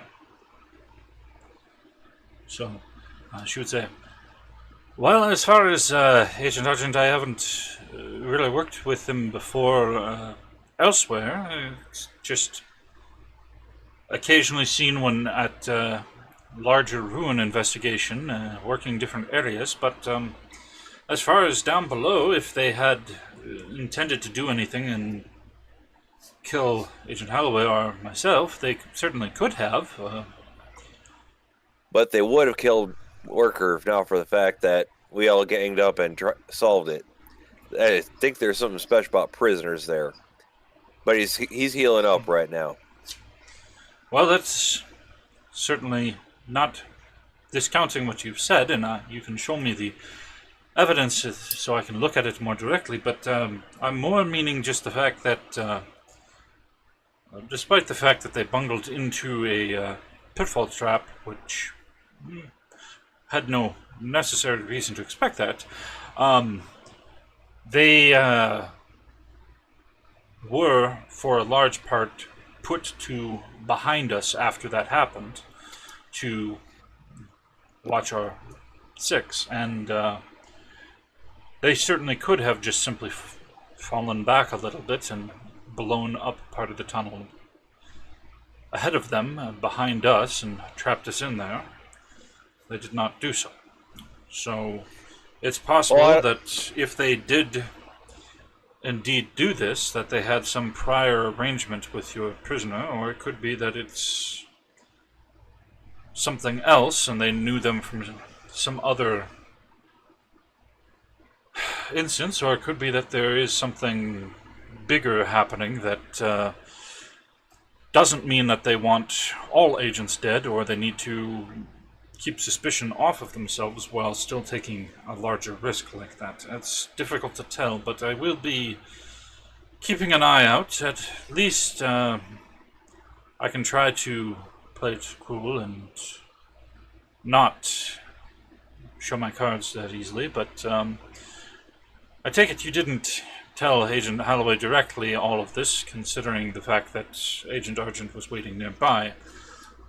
I would be wary on telling Agent Holloway simply because they would most likely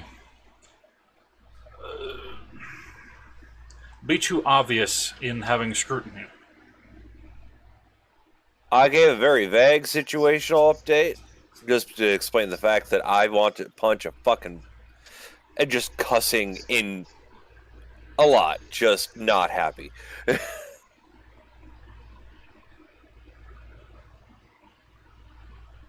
Just, yeah, not thrilled with the fact that I'm suffering. So if you want to talk with Tweaker, you talk to L. I'm actively not going to want to know anything going on there.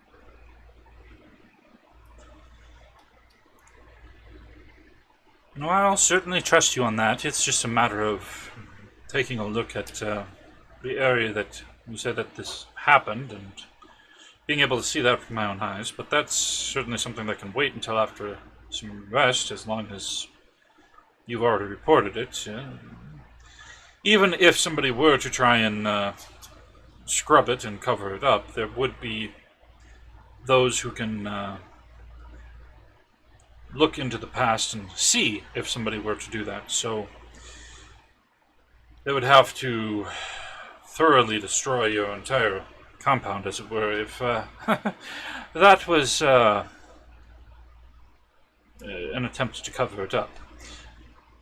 That said, however, I will keep an eye out on Agent Argent, and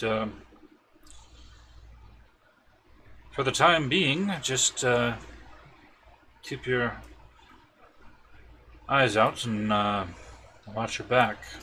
Watch Elidon and your prisoners' backs, and all I hopefully really don't it's- care about is the safety of my workers.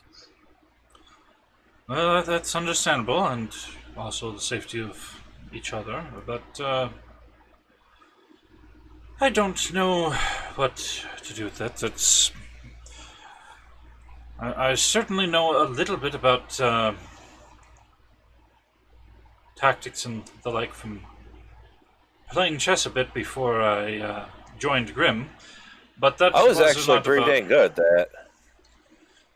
Yes, and you've mentioned before, but we've not yet had time to play some games of it. Unfortunately, in this particular outing, especially with the need to call some more agents in, I don't expect that we'll have much time for that, unless they tell us to just hunker down here and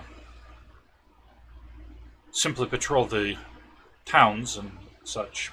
But Well, if you ever want tea, let me know. I'm pretty good at that too. well, that I could certainly use with some food. But let's first get me that change of clothes, so they don't think that there's anything unusual about how long it's taken, even though they... Oh yeah, not a problem. Pointed at a closet of tons of clothing that I've made because I was drunk, wanted to make a magic item, never made it magical, and I put it in a closet because I had bad organization. Okay.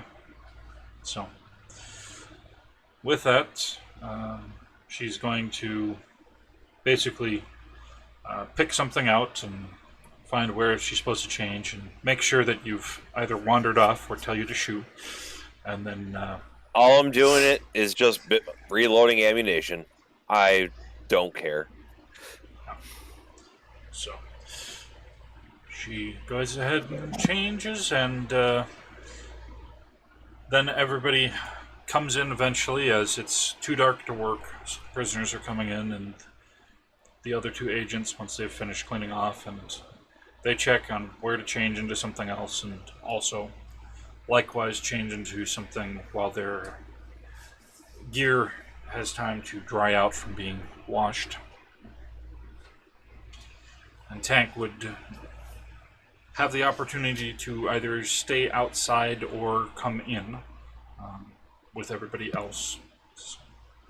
Tank would know very early on, and or from other agents, I'm very lax in how I handle workers. So I'm not like a hierarchy, you must obey me boss. I'm more of a, you do you, and you just prove to me that you're doing good.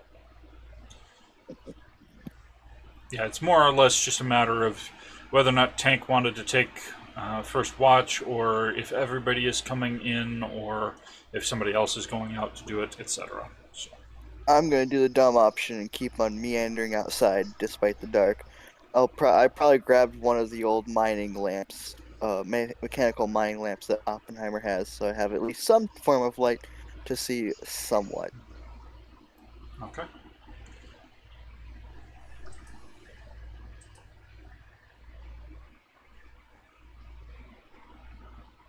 I am also going to make sure all prisoners are inside the barn, like in their area of the barn, but inside the barn, just because I don't want them getting caught in surgeries on.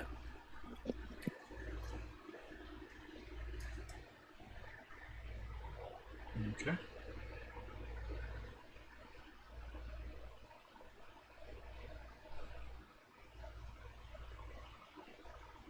Also, I am going to be a little intrusive and check them for surgery marks.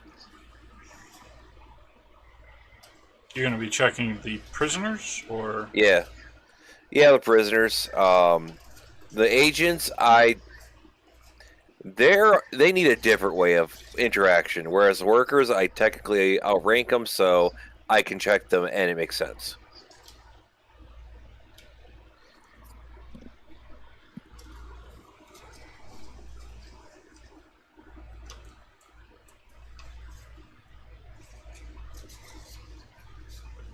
okay. So, as far as checking the others, I can tell you that while there may be some old scars from assorted injuries and the like over the years, there definitely wouldn't be anything that was similar in size, shape, or location to where they had been on Nate.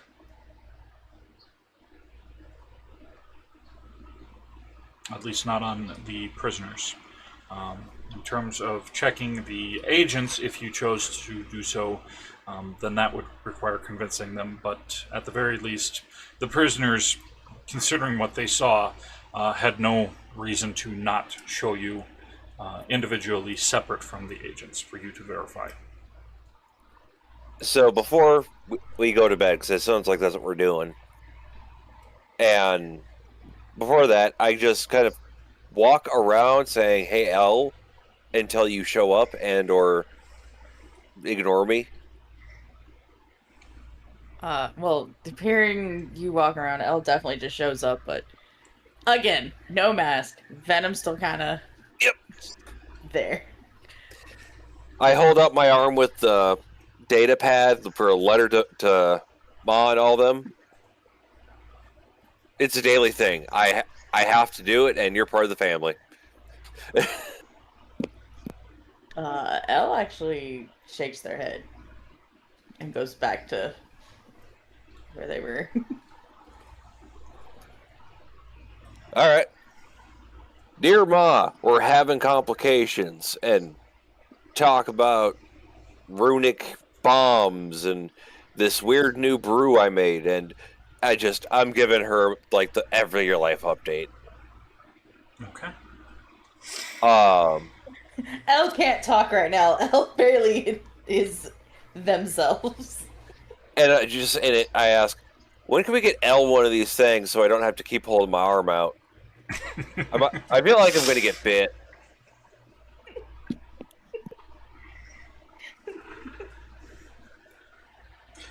Okay.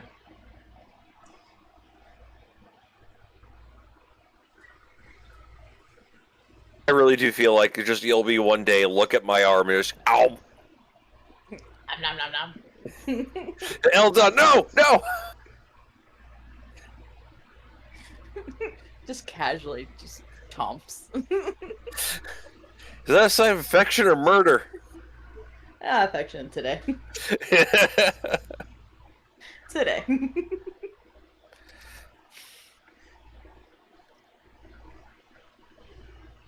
Hi, Beanie Bean. You're okay. Calm down. All right. And Tank, since you are patrolling the outside and basically taking first watch, I will have you go ahead and do a 2d10. You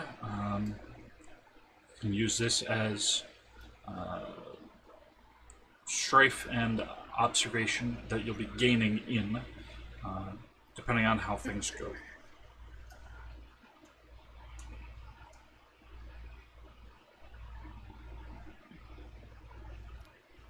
$10 and $10. It's very good. So that will gain you two luck die, and you are able to see that there isn't anything that is going to be any problem during your entire time that you are on watch, which puts you at ease for at least a period of time, which will allow you to make 2 attempts to remove the mark that you have currently. So you can do a recovery check. It's a flat 2d10.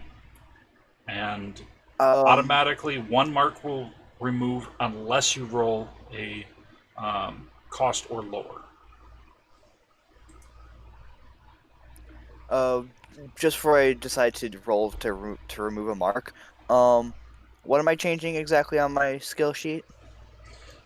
So you will add, let's see, we're at 20 on that.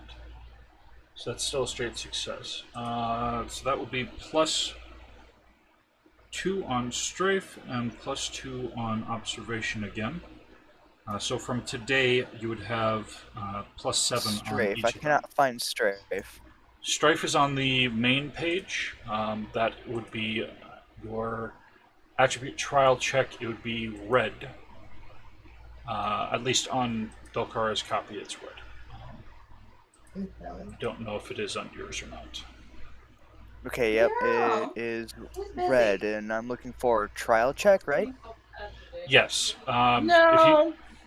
If you see where resolution ranges are, it should be just down from that.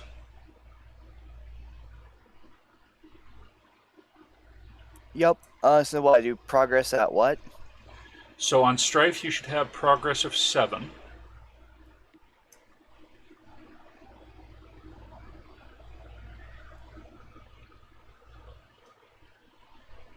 And what should be my observation?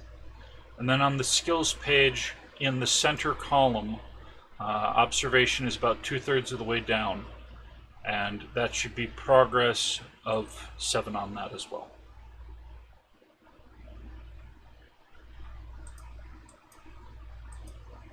You're saying on main page, right? On the skills page, you should have Skills page. progress on that.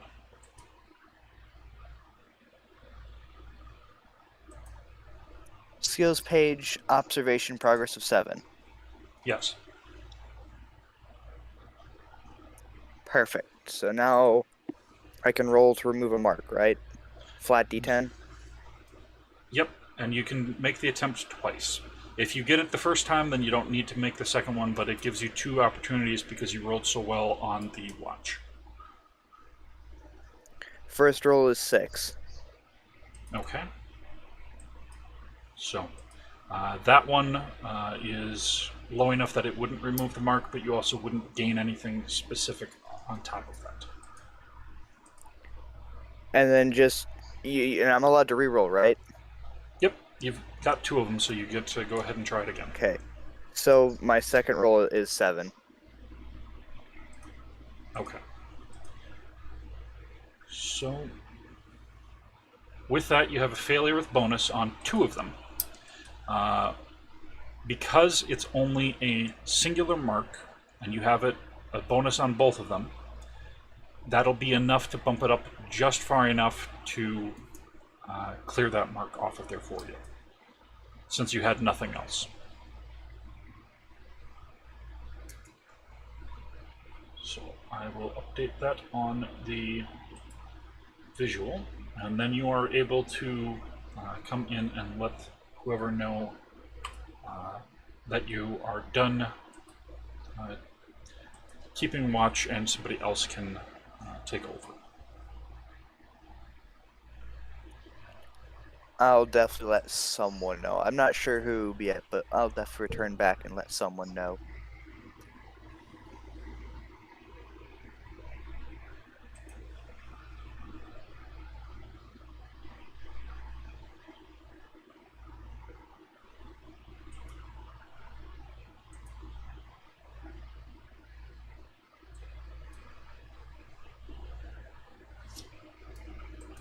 All right.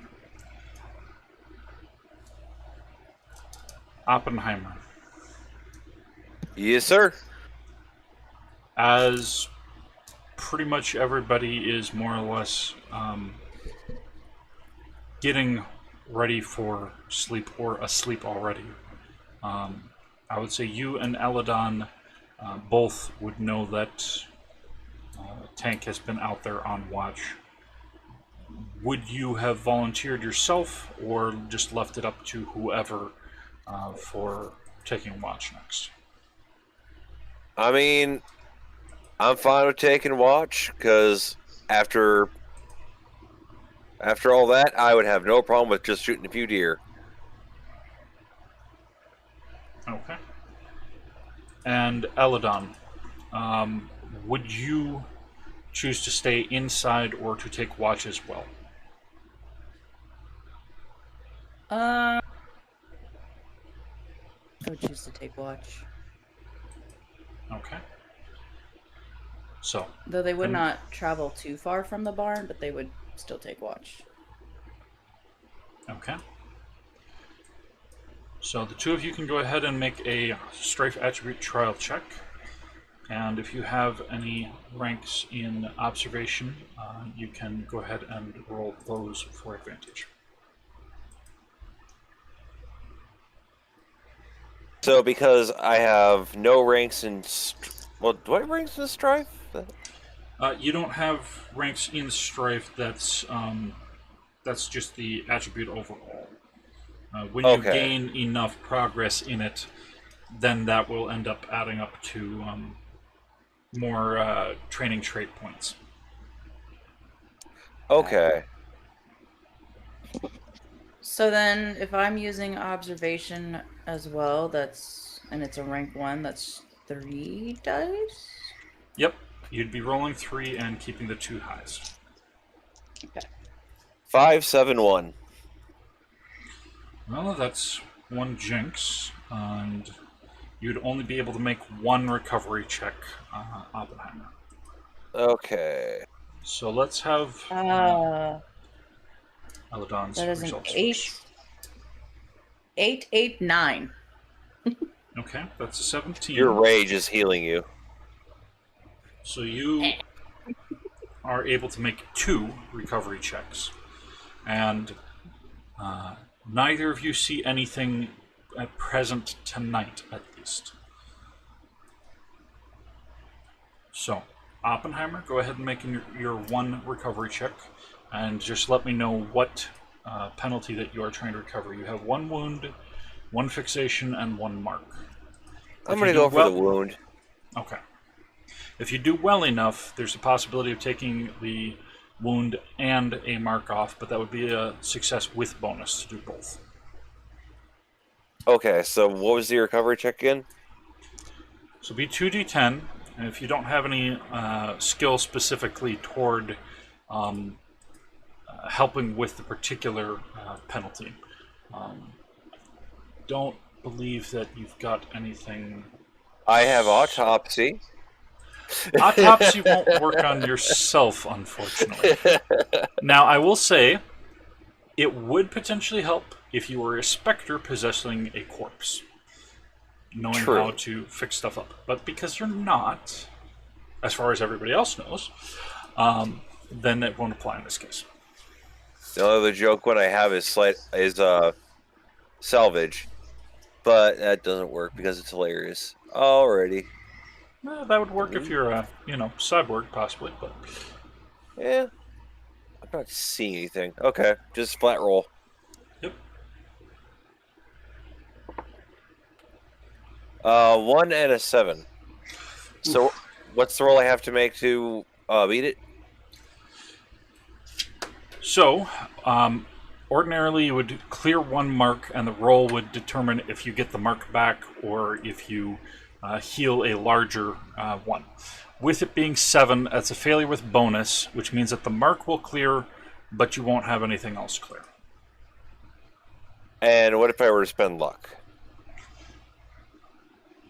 If you choose to spend luck in the future, you would do that before I would declare what it would clear.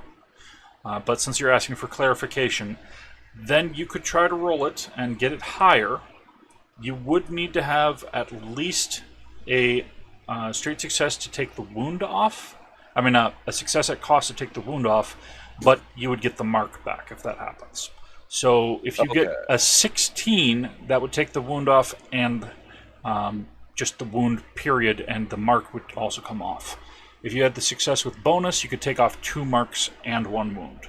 You don't have 2 marks, so that's not really a major concern, but you do need at least a 10. So if I don't spend any luck, I'm just losing a mark and that's it.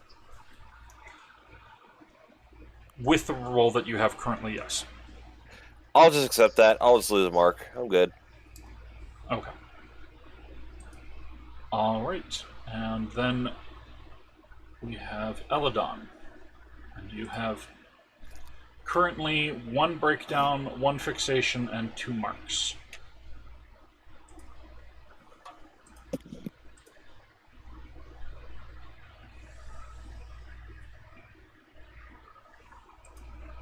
Two marks would be the one that would go down. Okay. So go ahead and roll twice, and we'll see what you're getting from both of them. There's a possibility of getting more than just the marks if you chose a different one. If you at least get a failure with bonus, you can clear at least the marks on both of them. It's just 2d10, correct? Yep. Oi! That is a 1 and an 8.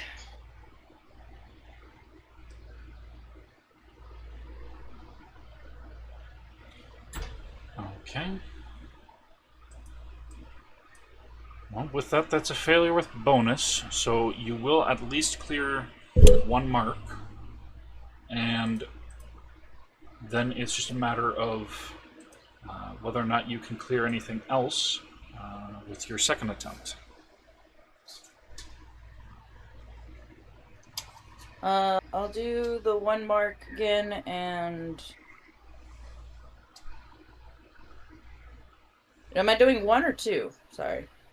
It'd be 2d10. It's just that because your check on watch was good enough, you were able to stay alert without having any issues. Okay, so then same duty, 2d10 for the same mark to get it off. Ooh, 6 and a 6. So take your pick. Okay. Well, that would take it to a 12, which is a success at cost.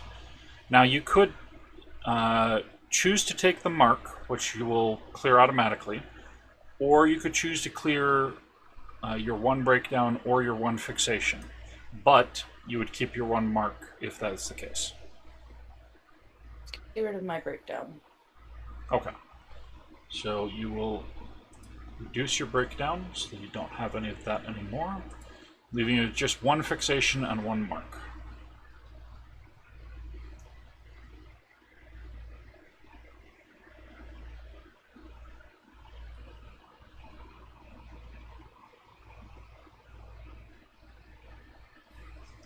All right, and with that,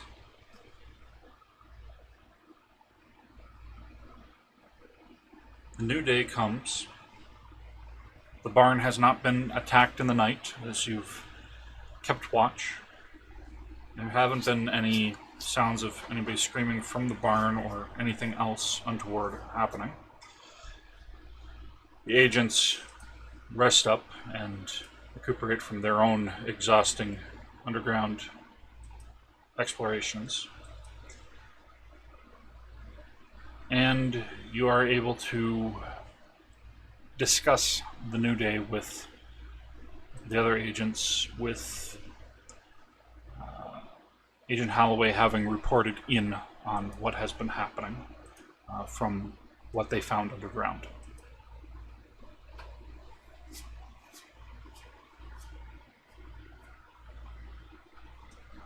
So with the new day, I just take them over to my makeshift map that is less of a map and more of a I have the words.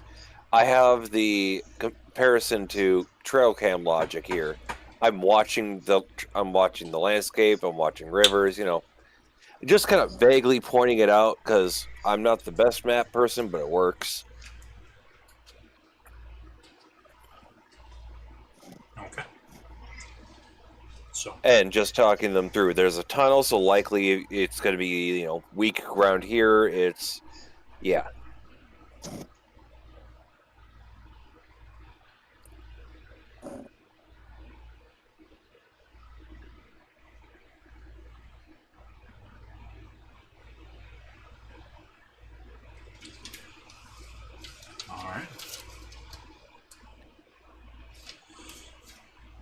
with that shared, the agents would be preparing to go out once more to see whether or not there is anything else that they can find, first toward the surface, to see if there's any other exits to mark out for if other agents can come in and start investigating or not. That is their plan, at least. However, as they are doing this, Oppenheimer, Yes. you would hear a clattering and vibrating coming from the cupboard where you keep your sending stone.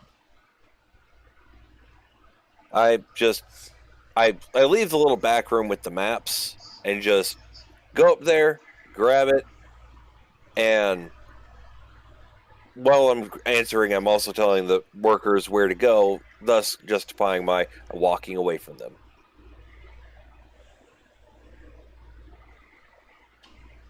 Okay. What's up, Chief?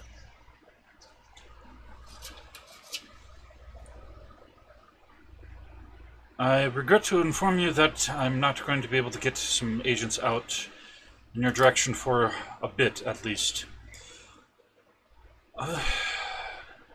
You remember the stray headless one that we found evidence had come out of that student in Grafton, correct? I would be aware, or was that just Elidon who saw? No, this is what they had told you when you guys... Oh, you said headless, so my brain went to headless rider, not what they are. My bad. But, yeah, I remember the headless, yep. Well, not fun.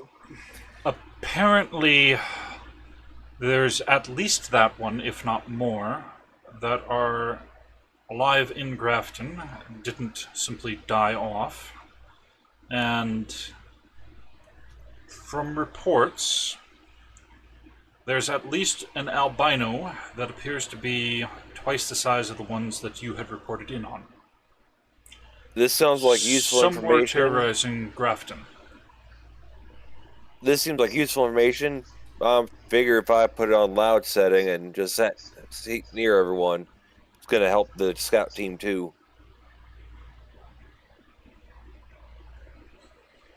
And walk over to group. Basically, the reason I'm saying that is so they know, don't say certain things.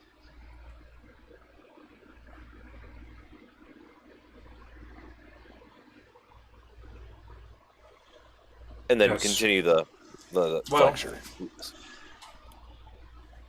As I said, we have at least the one, which has been reported by several citizens, and there have been some lost pets and, unfortunately, some other possibilities of missing individuals the last couple of days, since this one has evidently been growing at a very rapid pace for some reason. And the mayor of Grafton and the governor both are insisting that before we can send anybody else out into your neck of the woods, that we have to first verify that there aren't any more here, and that we have taken down what local media has decided to declare is the real Grafton monster due to old cryptid rumors of the area. And to be quite honest, from looking into it, it is quite possible that there have been headless ones in the area and just simply been rare until recently. But regardless, due to their parasitic nature, do you have anything on how to clear the parasites? well, from what little we were able to tell, they won't infest the waterways or food or anything of the nature. It's parasitism by literally cutting a wound into someone and stuffing the young inside for it to gestate. That's the best that we can guess from what we were told from the medical examiner and what remains we had here, and some extrapolation done elsewhere from photography we sent. It's still a guess, but it's a fairly strong guess, at least, that they're not small enough to be unnoticed. Most likely the reason why the student was able to return to their dorm and not realize what had happened is that when the young had been shoved into them, they were healed up enough immediately afterward to just simply take it as a scrape rather than a deeper wound. And then they returned home with their mind fogged and not remembering what happened, and just assumed that they got lost and something happened. I don't know. Unfortunately, they're dead, so we can't find out what they were thinking about it, but however long it took for them to return to Grafton, they only had a few hours, if even a full day, before they died within their own apartment. So, we don't have any journal or note of their last thoughts, just simply that they died at home and didn't even realize that they had left their partner in the tunnels. They didn't even remember anything about having traveled to the area aside from wanting to get a head start on looking for the copperhead nests. So, as I said, I don't have anybody I can send to spare. Agent Ichabod is already looking into the van that has been retrofitted that we reported, and you have Agent Holloway, Agent Cassandra, and Agent Argent at your location presently, and I can't spare them to be recalled to help with Grafton because obviously you have a verified larger quantity of them in your area. If any of your prisoners are in some way able to either incapacitate for capture or slay one of the headless ones in aiding you, which is not a requirement, but a offer, the mayor and governor have offered for us to, per one, reduce their sentence from half to a quarter, meaning it will half again from what it has already been reduced, and half again once more for each additional. It will not allow it to completely disappear, but it can potentially, if there are a lot of them, drop down significantly. I personally am of the opinion that unless they have proper training, this can be extraordinarily reckless for such a dangerous creature, but G.R.I.M does have a habit of specifically training potential recruits out of the work release program. So I cannot in good conscience deny the request either, because you yourself have undergone it. I trust that you and Agent Holloway especially would know how best to evaluate whether any of those who are present with you are suitable for such an attempt. The unfortunate thing is, I have been specifically ordered that no evacuation order can be given for Siggins Hollow and Thornton, where you are located, because we don't have anybody to get enough horses to evacuate the entire town, and we don't want to have clusters of people who wander into the woods trying to find some way of escaping their potential threats, who would simply add to potential meals without anybody knowing who has disappeared on their journey toward another large town. Grafton being the next closest one, it's not best to send them in our direction anyways, with this situation going on here. You do have authority to make suggestion of building defenses and fortifying the town, and that there is the possibility of there being a ruin in the area that had been thus far undiscovered, and that until we can send a significant number of agents to investigate thoroughly, we recommend fortifying both towns. And such fortifications can remain indefinitely if the towns wish to do so. G.R.I.M will back pay any costs that are associated. However, we do not have the funds to pay immediately. You're not authorized to mention what creatures are there to anyone aside from those already notified, such as the funeral director and assistant. But you are authorized to warn at least of staying within the town borders unless necessary to go elsewhere. Thankfully, being a smaller community, Thornton at least is more likely easier to gather people together in a smaller area if they choose to listen and do as suggested. Unfortunately, Siggens Hollow being a little larger may take more convincing to do so. It's at least not the size of Grafton, and we certainly will not be able to do that, so we have more difficulty in trying to keep it as quiet as we can. Hence why we can't spare anyone. I'm afraid that that's the best news that I can give you in terms of what has been authorized.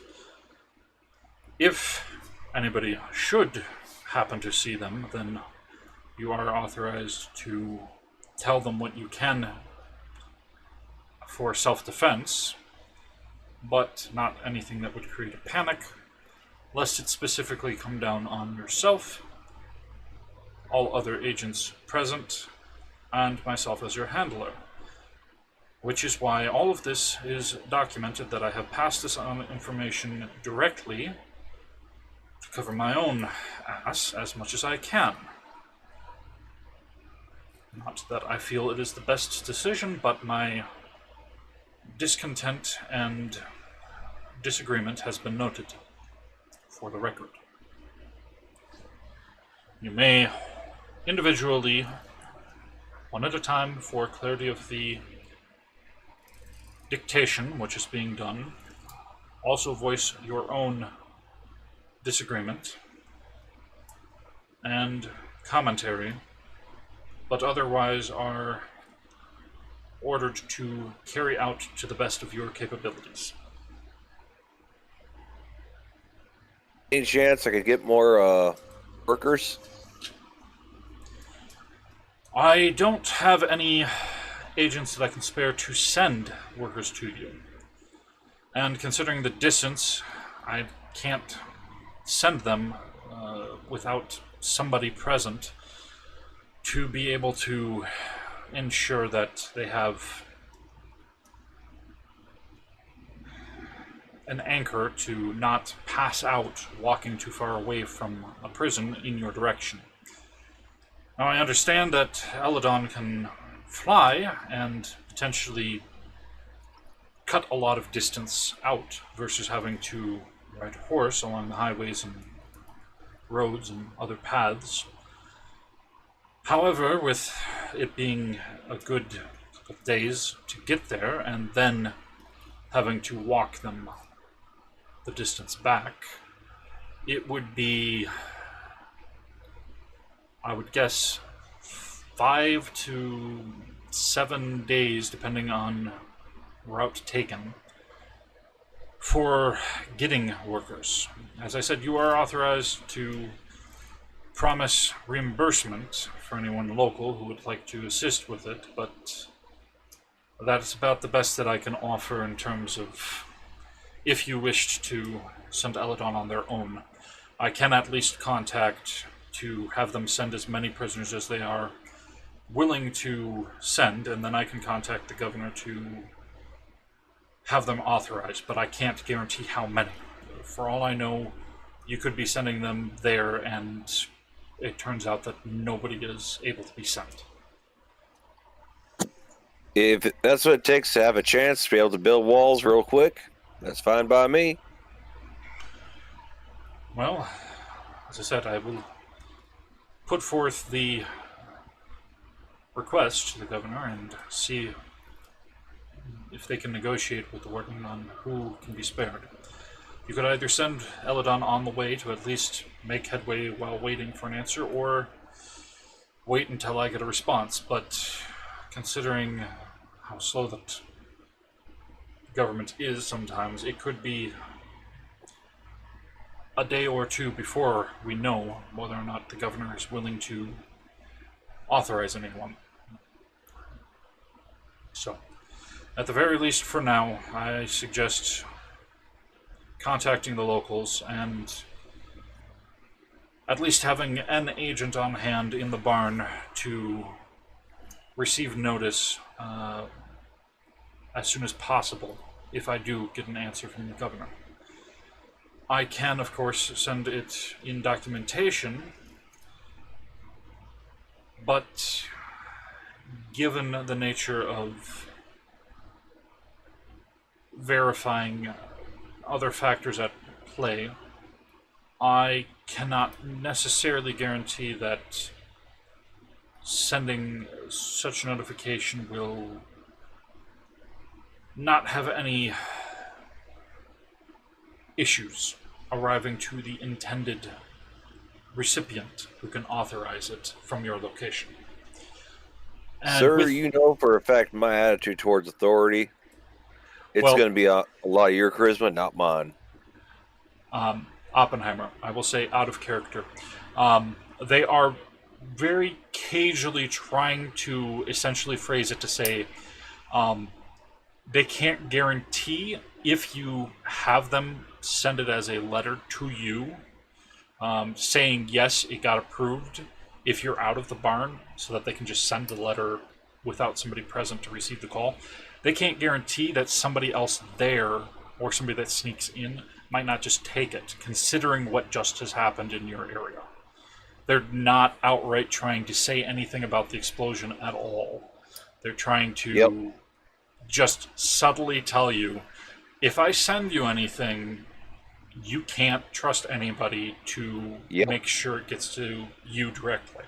So. Oh yeah, and I'm just playing the fact that I don't like authority, so I'm just saying your charisma, not mine, and I'm just not bringing up the explosion, just being me. Yes, well, that was going to be what would be happening regardless, seeing as I have the satellite phone to connect to the governor when we separate the shield for in-between pulses, for quick calls to be sent out. But, as I said, I cannot guarantee anything until we get a response back. So, for the time being, I highly suggest starting in Thornton and doing what you can there, and then doing what you can in Siggens Hollow, at least sending a couple of agents to Siggens Hollow to start communicating and see what can be begun, rather than leaving them without any information while Thornton is preparing.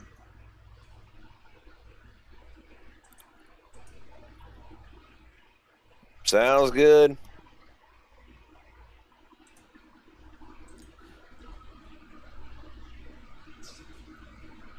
Just let me know when I should be watching for deliveries in the near future. You know me and my organizational nature at the box. Well, as I said, if I'm able to send a written notice and you aren't present to be able to answer the sending stone directly, then I will get it to you as soon as I know. But I don't have any guarantee of how long that may be. I mean, I don't have a way. If as long as you're okay with bot grabbing it.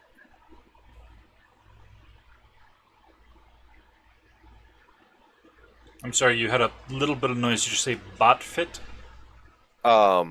Basically bot as in robot, Tin Man. Okay. That's why I was just verifying that I didn't hear it incorrectly with the My new medication makes my tongue a little numb. That's why I'm having all these like speaking problems. No, there was a little bit of slight distortion on your Oh, okay. microphone at the time that you said it, and I thought I heard bot, and then it kind of garbled. So, Yep. well, at the very least, Tin Man can guard it until you're able to answer or receive the letter. I certainly have no problem with you authorizing them to protect it. That's good enough for me. Very Tin well. Man here loves protecting things, don't you there, bud?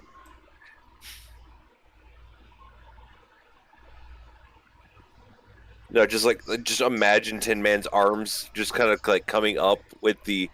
There's clearly some form of thing that the palm is some form of weapon. It's just an awkward hi.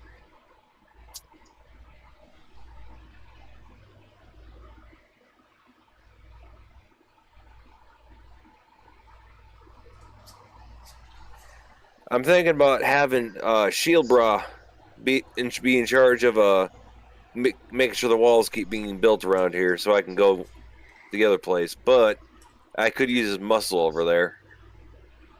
Give or take.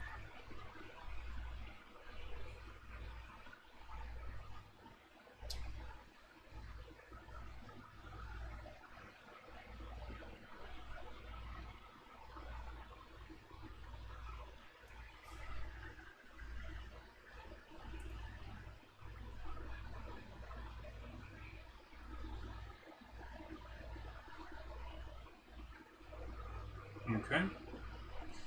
And as you've been having it so that everybody around is able to hear, Elidon and Tank, is there anything that you're going to say or speak up about this?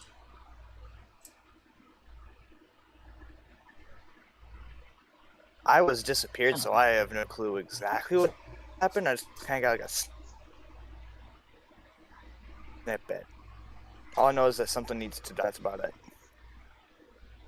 Okay, so essentially there is at least one headless one in Grafton, which is an albino that is at least twice the size of the ones that you brought into the funeral home. Possibly more, they don't know for sure, but there have been missing pets and missing people reported. And at least one animal that somebody claimed to have seen it eating, and they claim that it's the Grafton monster, because it kind of fits the general description of the cryptid from a long time ago. So they're like, oh, maybe it is. But the mayor and the governor want Grafton protected, and so they can't spare any agents that are loose. Ichabod is already investigating the retrofitted van.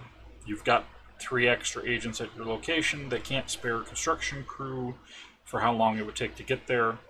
They can contact the governor to see whether or not they can release more convicts, but that would mean Elidon flying for about 2 days, including time resting, and then taking between 3 to 5 days walking back, depending on route taken.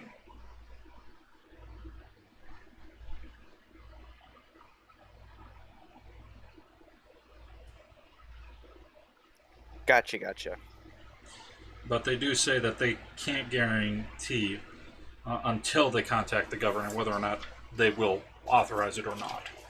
So they did kind of cagily basically say to Oppenheimer that, if I do send notification that you are given the go-ahead to send Elidon to, trying to fly there as quick as possible, make sure that you either are there for the sending stone or that you are the one to receive, the notice letter if you're not present, and not to let the cupboard where that stuff appears unguarded, just because they don't know what the heck is going on with the explosion and possible suspicion on Agent Argent, or if there's anything else happening. But they said it in such a way as not to say what to be suspicious of, for an obvious reason of having, a potential suspect present. But They basically said put Tin Man on it just because he's a bot who is not going to break the rules. He's just making sure only I gather it. So, and they did say that they will reimburse Thornton and Siggins Hollow if they will construct defenses for them, for their towns. However, they can't send anybody construction crew or anything like that unless they get authorization for the convicts. And not to create a panic. That you guys are authorized to claim that there is a ruin that has been discovered in the area that hadn't been found before, and that there are creatures that are coming out of it, but not to specify anything too, obvious that will create a panic in case people start trying to flee and then get picked off one by one, or in groups. So be careful, be cautious, and try to defend and hold on until they can figure out what to do with the Grafton situation and spare people. But both the mayor and the governor are not letting them spare even one person from Grafton branch itself at present, and anybody from further away is just going to take so long that they're not even considering it, except to reinforce Grafton as quickly as possible. So that is the recap of that, since you have been away. So you would, at least since Oppenheimer had adjusted it to make it so everybody would be able to hear, have it loud enough that you could hear it in the barn. Would be a little softer than everybody else hearing it, but at least loud enough that you could catch on to what was being said. And Tank, you would be present as well as the prisoners and the 3 agents from the branch. Everybody except for Nate, who is recuperating.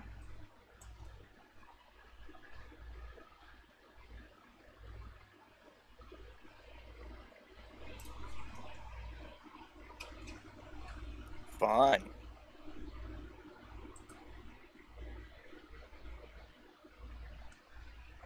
So, anything else that anybody would like to say or do?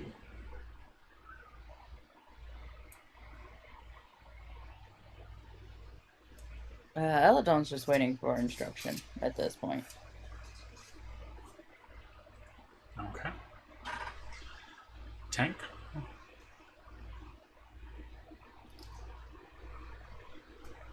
I'm probably doing the same, waiting for instructions or something or other. Alright. Well, then Agent Holloway, Argent, and Cassandra would individually just report what information anything that had come to mind since they had last filled in their report to the best of their recollection, if anything struck out, which wasn't anything really significant, just a matter of, having looked at the map and where waterways are known to be, and that sort of thing, since they had talked to Oppenheimer about that afterward. So letting them know about, look out for that if they do find the Grafton monster's tunnels. However, there is the water drainage, storm drain system in Grafton, in addition to the possibility of other tunnels, so it's more difficult for them to know just simply that that particular one is going to be of a larger size, so the tunnels at least won't be as cramped, most likely. That said, the handler would eventually sign off and leave the agents to discuss what would be done, because at the very least, somebody should be checking the highway to make sure, going back and forth, that there isn't any of the headless monsters starting to come out of the woods toward the towns on the surface. Unfortunately, there isn't an easy way of them being able to check if there's any that are under the ground, trying to go under the highway toward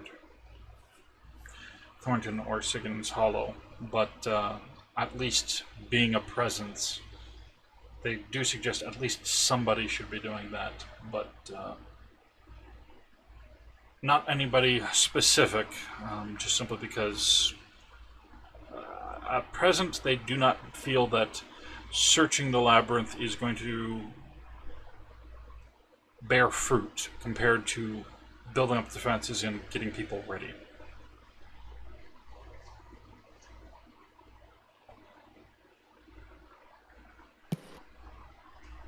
I'm gonna look at everyone and just ask, who here has tactical knowledge, strategic, or I don't know, ways to build good defenses. I have former military knowledge. Think you could throw up a good safe walls at low material cost?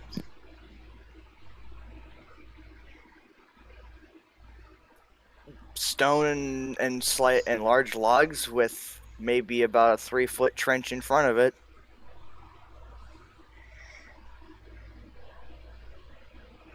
If you need a trench, I got a brandy.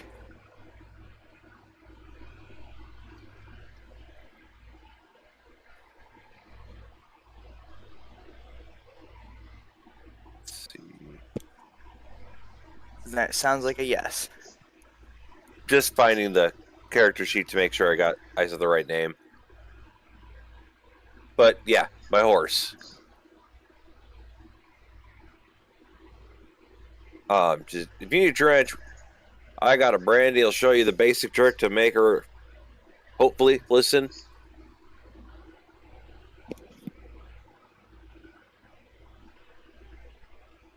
If you need things thrown, talk to L. They got that.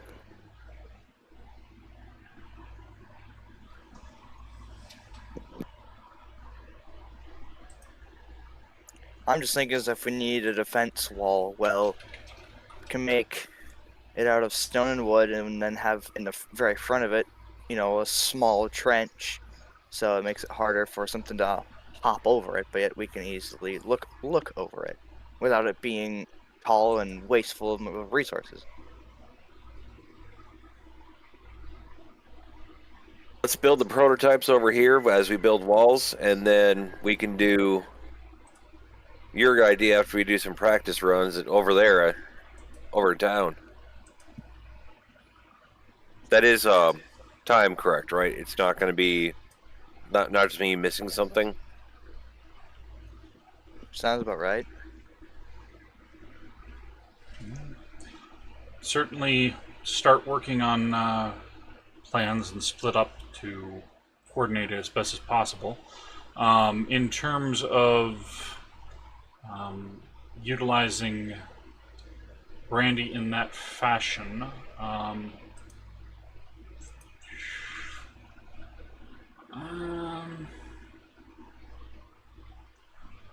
what is your maximum points in your sources, Dokara? For me or Randy? Well, you and Brandy should have about the same. That's why I'm just asking, because it would be easier for you to probably pull it up quickly. Let's see. Randy, here we are. Let's see. Do information. Yeah, here we are. It should be the max pool of 21. That's what everyone has. Okay, that's what I thought, just double checking. So, while it is actively fixated upon, Brandy is able to continue utilizing it at 2 source points per use. However, if there's any sort of distraction or injury or anything like that, that can cause an increase in fixation. So it's just more or less how much can be cleared before they would be tired and need to stop. I wasn't thinking like they do nonstop work. It's more for we found roots. We found that like the tough spots that are going to really slow them down. Well, true. However, they can essentially create a tunnel of their size or path of their size with this, which is going to certainly be a lot faster than people digging. You can use people to dig regardless, which will help to widen it, but Brandy would be a good way of getting it started and possibly of covering the area between the towns along the highway, and then somebody else just putting up a fence on it. However, despite the fact that the handler, is authorizing this as a defensive measure, everybody here essentially is aware that the headless ones do tunnels. So it's a matter of, what they're willing to consider in terms of telling people for the sake of reassuring them that, hey, build these defenses and you can help protect your town, versus will it actually be useful in the long run? Here's a question for our wonderful investigators. How deep do they tend to dig? Like, are they talking like dug way deep, or is this like they like more or less surface? So what they said at the very least, when you had first come across the den, it had gone around and winded and such, and just in that one pitfall, it had gone from that depth, which was already a good 10 feet underground, to another 15 feet down, straight down for that hole. And then when they came back up out of it, when Cassandra, climbed back up the rope and they explored further, it had gone around all over the place and crossed over itself at least a couple of times. So they, at minimum, are going like 20 feet or 25 feet down at different points.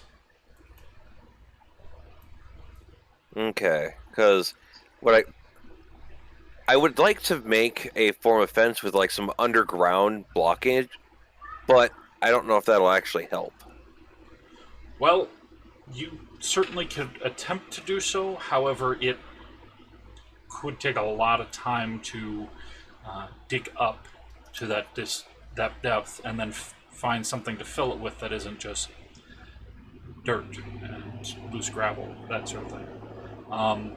You could have Brandy, start it and have people dig deeper, and Brandy come on a pass again, and just continue this until you find evidence of tunnels that are heading into either community.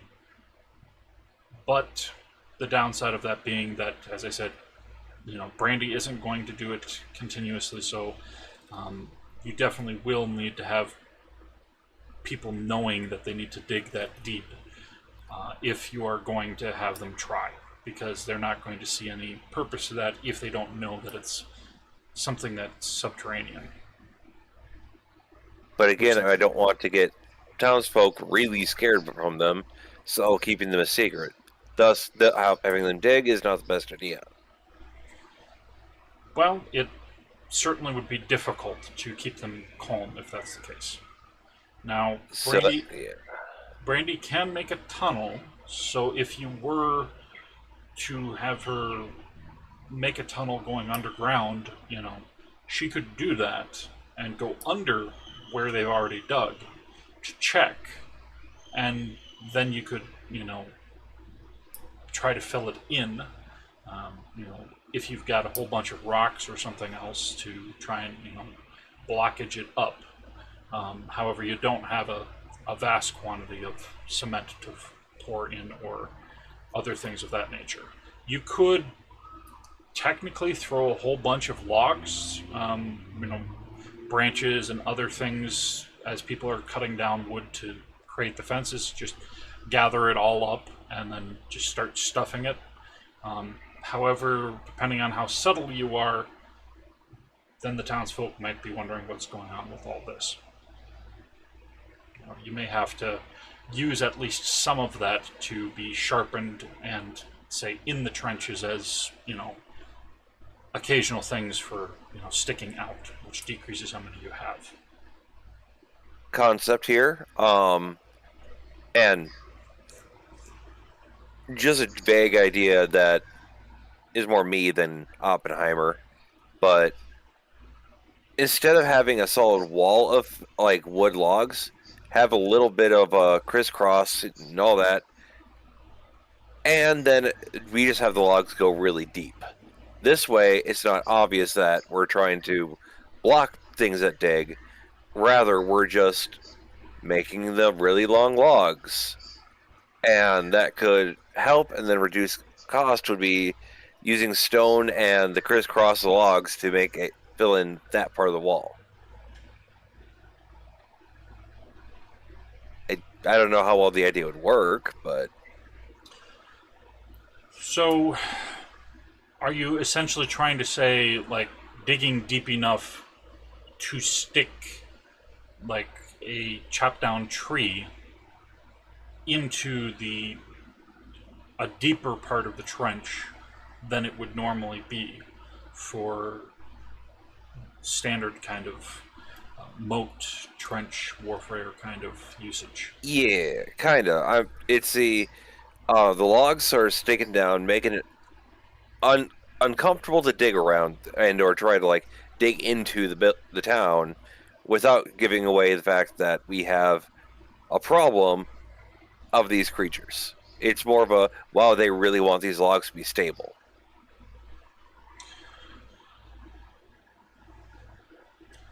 If it were just simply that they went, say, 5-10 feet down, I would say you could maybe convince them to put up, solid posts and then cross, fence with long branches and things like that, which wouldn't necessarily cover the whole underground, but it could at least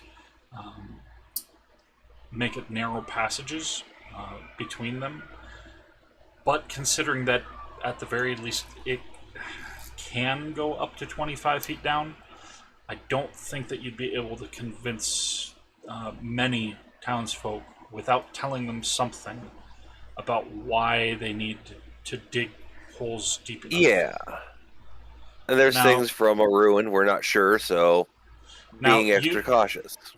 You could theoretically simply have townsfolk start gathering up trees and such from the forest without telling them,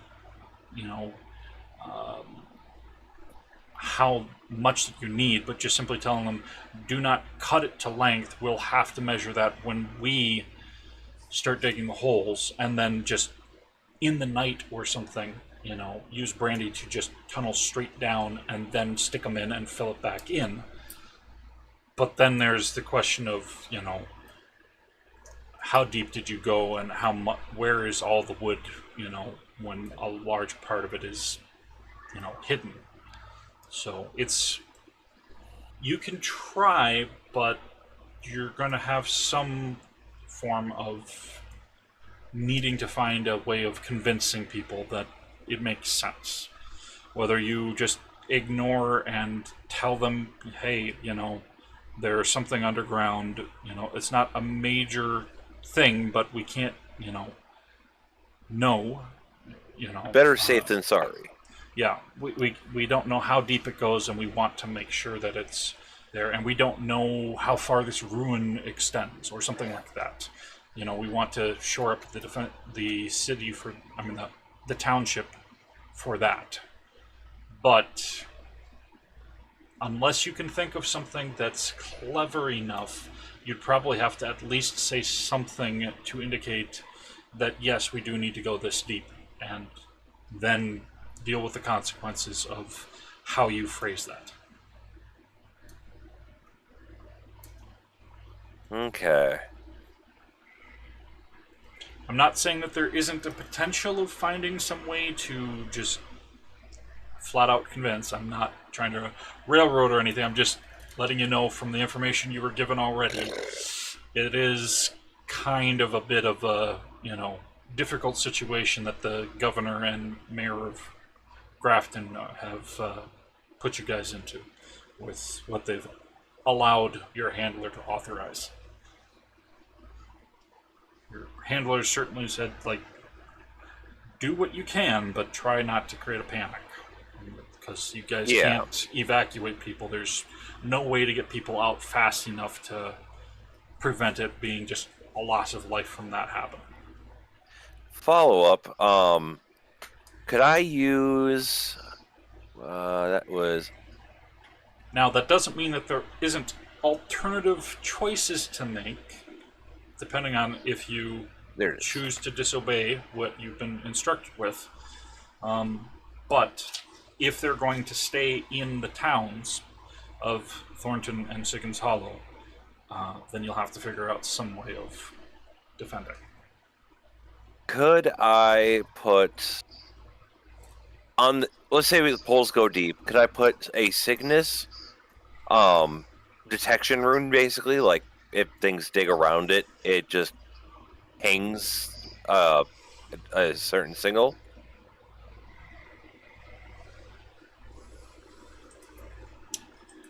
I would say that that's going to be more than just inducing it, so it would depend on what domain that you're trying to utilize. Let's see.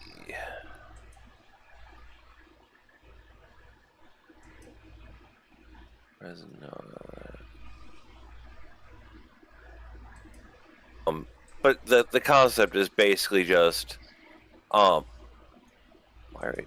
Oh, that's why. The concept is just a early warning beacon, because what I want to do is build the walls, then build a safety structure because of the quote unquote dangerous ruin nearby. We don't want any possible or whatever. Does that work? And essentially, if you're trying to induce, say, a bell on a string that even if it doesn't touch the string but gets close, that it would go off. That would be, say, something that you could potentially do. However, with this, it is something that is going to be buried. It is going to not be something that you can easily just come over and put a little bit more magic into, because you're trying to detect far down. So there's the position.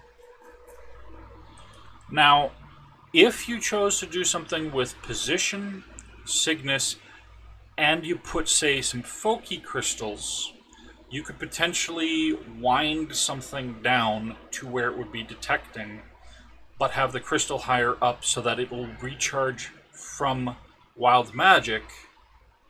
The only downside being if it's a powerful wild magic pulse and it's too much, it could potentially shatter the Foki. So it Which is fine. It would depend on how high of a quality that you're utilizing. If you're using a low quality one, then there's the possibility of it shattering, and then it's not going to detect anything. All right. Can I use the body of the deer to make some Foki crystals? Foki things. Not my stable ones. I want to make good ones, and I like that idea. Let Wasted use his professionalness of that. I'll help out with the designing of the blueprint, but he can be in charge of the actual process. And I'm going to work on the Foki Cygnus for them by making more Foki crystals and practice designing Cygnus things that to detect and potentially warn guards, or like just anything that can pick up the what they detect, I guess.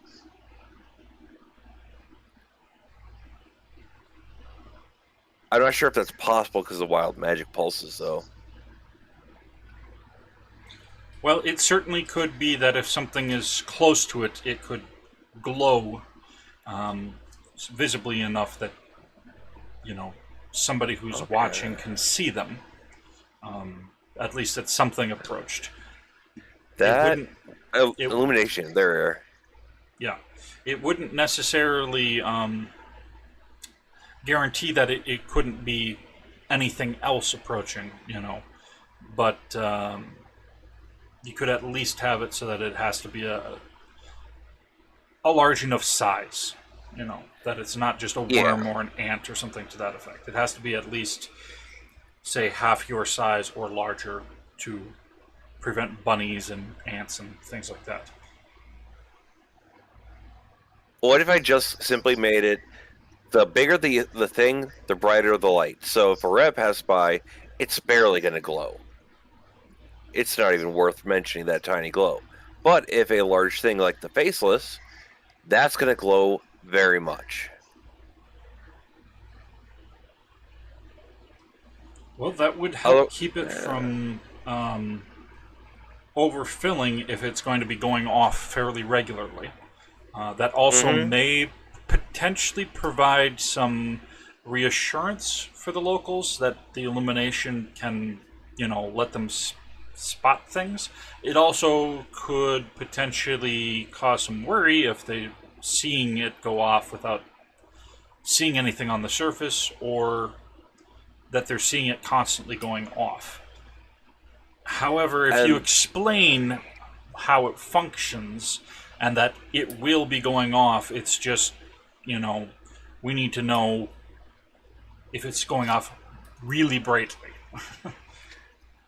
Basically, give them the tutorial guide of bunnies are illumination 1, dragons are illumination 20. Just that kind of like breakdown of size comparisons, and you know. Okay. So that to me makes sense. I will say that in the time that it would take for Tank to start going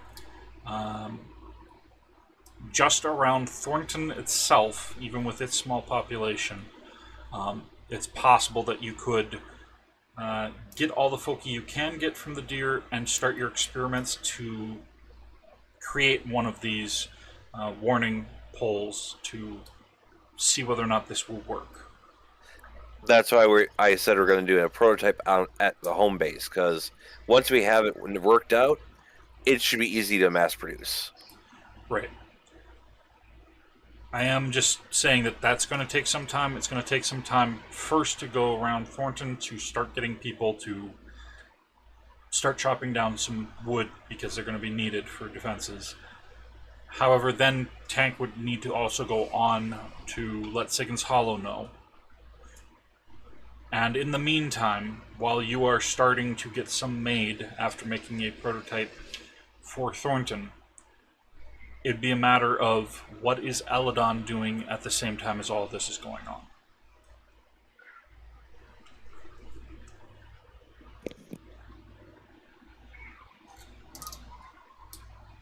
I mean, Elidon's still just at the barn, watching over Nate, making sure no one goes over there. Okay. Well, with that said, the prisoners would be watched by the 3 agents as they are working toward clearing some trees and rock as useful on the western edge of Oppenheimer's property and starting to dig a trench on the side of the highway that is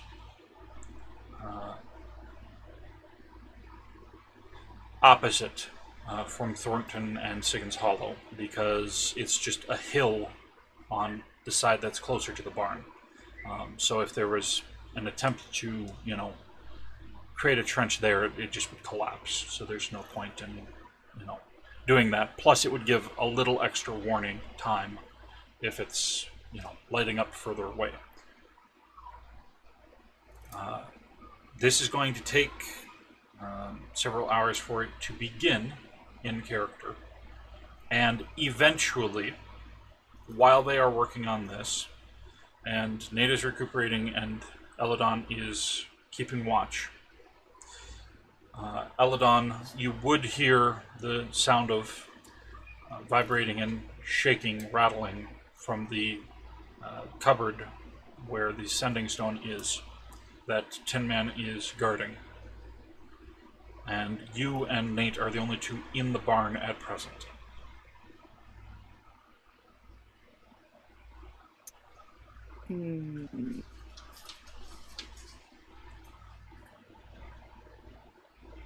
My illusions are quiet, right? They don't make noise. Your illusions have no physical presence to them, so if you make ventriloquism, you can attempt to make it sound like it's coming from them, but otherwise they would not, no. Cool. That's all I need to know. Elidon's gonna actually make a illusion of themselves walking to the stone. Okay. Well, Tin Man would... Actually, no, wait, sorry. Reverse that. Elidon's walking to the stone. The illusion is gonna stay near Nate. Okay. Tin Man would be just simply guarding the cupboard. Oppenheimer, would you have told Tin Man to let Elidon answer it? In my eyes, at least, Elidon is a full-fledged agent in training. So, yeah, it's fine if Elidon does, as long as, if it's important, let me know. Otherwise, if it's just another checkup, I don't care. Well, I understand that, but I'm just saying, if you would have let Tin Man know this when you told them to guard it, just on the off chance of, would Elidon need to get you because of Tin Man being, a robot? Or would you have said that go ahead and let them because they're going to be watching Nate anyways? Yeah, she's a registered user. She is just fine to... Or they're just fine to... You're good. Yeah. And Okay. it's just... Yeah. Alright, just making sure that there isn't going to be any issue with Tin Man. Just Oh no, if refusing. there was a flamethrower in my barn, it's gone. There's an explosion, we're dead. Well, I mean, they do have other things that they could attempt to use, but yes, that would be not a good idea. I'm just out here designing, it's like, kadoosh! Oh, oops. Yeah, regardless. Elidon, you could open the cupboard and choose to try answering it, or you can wait to see whether or not the letter that was going to be sent is sent immediately afterward or not. As far as you're aware, this sending stone only goes between here and the Grafton branch. And there is no calling multiple locations or anything like that. So it should be the handler who has access to it, or somebody else authorized from that branch. Elidon, still really unable to speak much, is going to just wait to see if it's sending us the things. Okay. After a bit of waiting, you still and fall silent. And a couple of minutes would pass, and then there would be a light rattle and a whoosh of light and air inside the cupboard as something has been sent through. Elidon would make sure to grab that paper. Or whatever it was. Okay.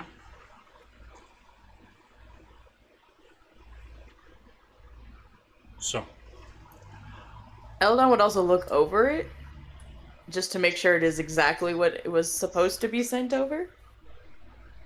Also being a slightly bit nosy.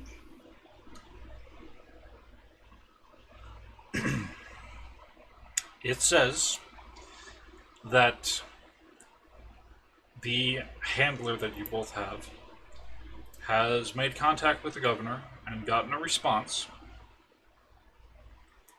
and that they are willing to authorize and have a singular agent that is not familiar with the territory be able to start bringing over 20 convicts if you can send somebody to meet them part way to guide the rest of the way.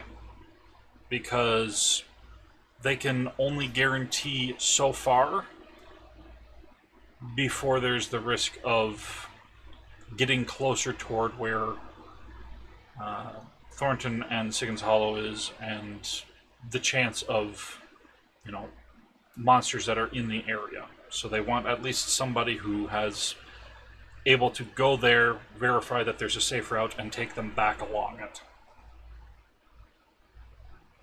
Got it. Okay.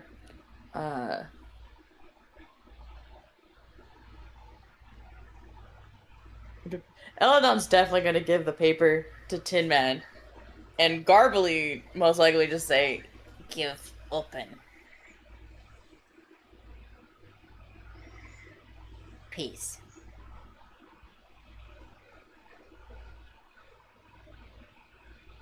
she's very nice to Tin Man. Or Elidon's very nice to Tin Man. Okay. So, are you going to start heading out toward that, or are you going to say or do anything beforehand? Just giving Tin Man the paper and asking them to give it to open. Okay. What I mean is, are you going to stay and wait for Oppenheimer to tell you to go ahead and go, or are you staying with Nate, or what are you? Oh, yeah, going back to Nate, checking in on the Okay. illusion for a sec. All right. Then Tin Man would eventually come out and give the letter to Oppenheimer. Should I roll engineering because I am trying to make a new form of fencing?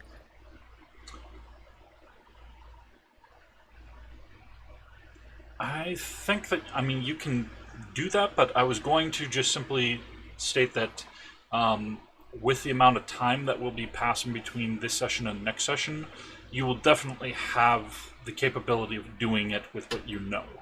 It's just a matter of, it may take time to first come up with the prototype.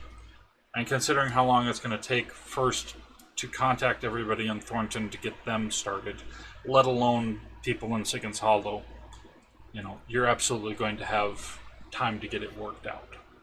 It's just, I was just wondering. I was just wondering because the initial prototype that we're trying to build would require some work with Cygnus, Foki, and all that. Meaning, I am attempting to assemble a new thing. That sounds like engineering to me. I could be wrong. Right. What I'm saying is that for this particular thing, it's going to count as an automatic success. So you can go ahead and add that as a note that you know how to create this particular item. Blueprint. I'm going to call it ward glowing. I don't know. Okay. And War glowing fence. There we go. you can go ahead and mark 2 progress on either interaction or strife. The strife can also be defense. And on 2 skills that are going into it. I already know engineering.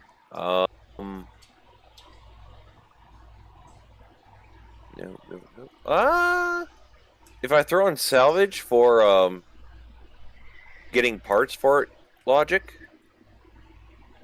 Well, you are trying to salvage from the deer and from other things that are, possibly tiny folky that you can get here and there from rocks that people are clearing, etc. So yeah, salvage can work if you're doing salvage and engineering. That's what I was thinking. Yeah, so that's the points there. I put it in strife. So yeah.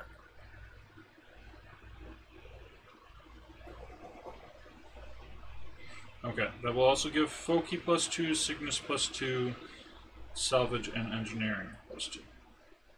Let's see. So Folky +2.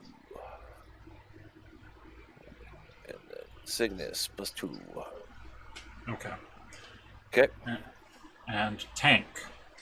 As you are going around Thornton, you can go ahead and add +2 to interaction. Because this is more first convincing people. And then you can choose 2 skills that you're utilizing while trying to convince people that you can add +2 progress to as well.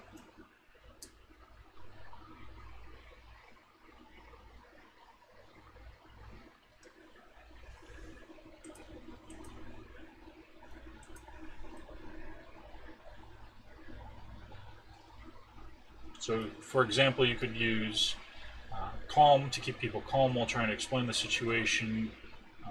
You could use cunning.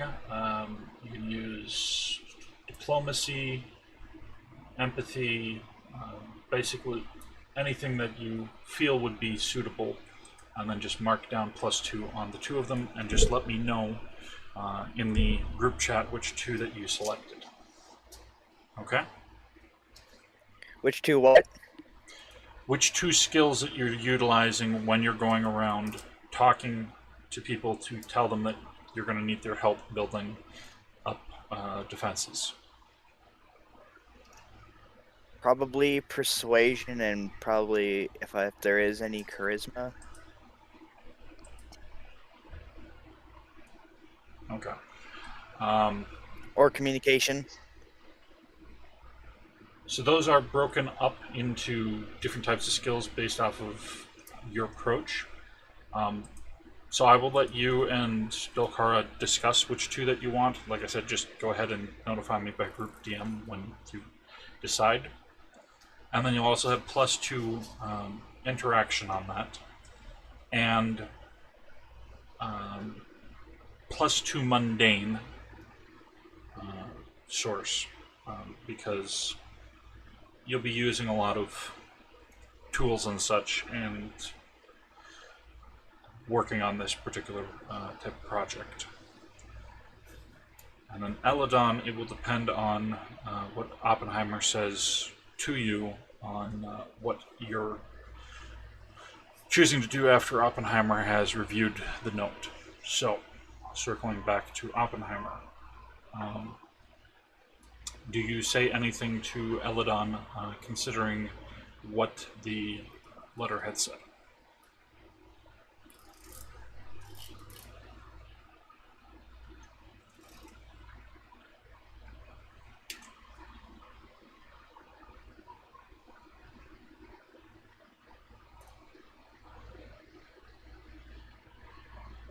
Dolkara?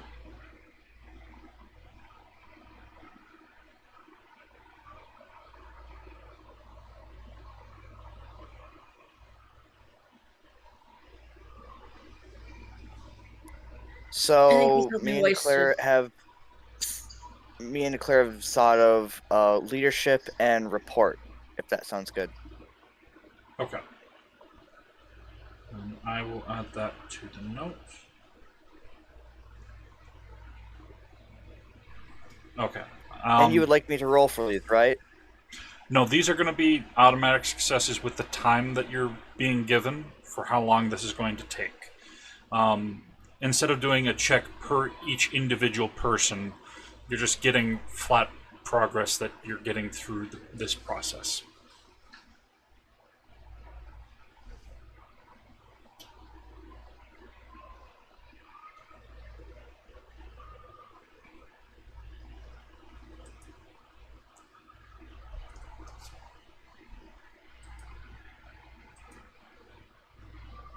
So is there any else from me, or is it off to declare? It's off to Delcar first to find out how they're responding to the letter, whether or not they're going to talk to Elidon to have them try and fly to meet up, or asking one of the agents to ride a horse to go and meet up. I was away from the computer helping them, so I didn't catch anything you were saying before. Okay, so the handler has said that the governor has authorized to have a G.R.I.M agent who is closer to the prison, who they're going to have to come to Grafton afterward, but to have them first stop by the prison, swing over your direction to halfway meet somebody who is an agent, to then have them take the prisoners the rest of the way, and then they will cut off and go toward Grafton. Just need to have somebody who can make sure there's a safe route to take the prisoners through. So Elidon would get there the fastest, but then they'd have to essentially walk with the prisoners because they can't go more than half a mile away without it being a problem. How many carts do I have? Like wagon carts. I believe you have just the one currently, but you could talk to somebody in one of the towns to offer that you're going to give them compensation and bring it back if you can. How many can a cart hold? That depends on how willing people are to cram in. You were able to fit 2 headless ones and a corpse that had been split into 2 halves, and you had room in it for that. So at the very least, you can for sure pack in 5 without it being a problem for regular human-sized people. That's if they're all sitting. Now, if they chose to lay down like sardines, you could definitely pack in more, but it's going to be very uncomfortable. Because what I'm thinking is 2 carts, 1 for wasted, 1 for one of the agents, and send them to go middle ground with 2 carts. We can hold any materials that you find on the way, the new workers. It should make life easy that way. Well, with 20 convicts, I don't think there'd be much room for stuff that they find along the way unless it's something small. Like, for example, if they just happen to find, a weapons cache that somebody a long time ago left that they happen to spot, or something like that. They most likely wouldn't be able to say, bring along logs or, large rocks or anything like that. Now, okay.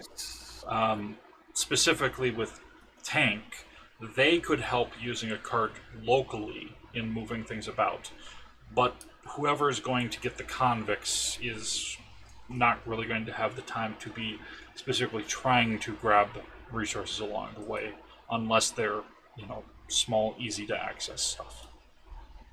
I'm probably going to go with get 2 carts. So, get my cart, get a cart, and yes, it'll be packed in pretty tight, but it's better than walking.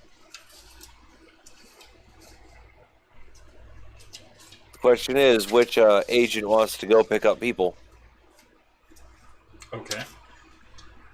You know that you can talk to Holloway and make a recommendation, and Holloway is currently in charge of the other two as running the,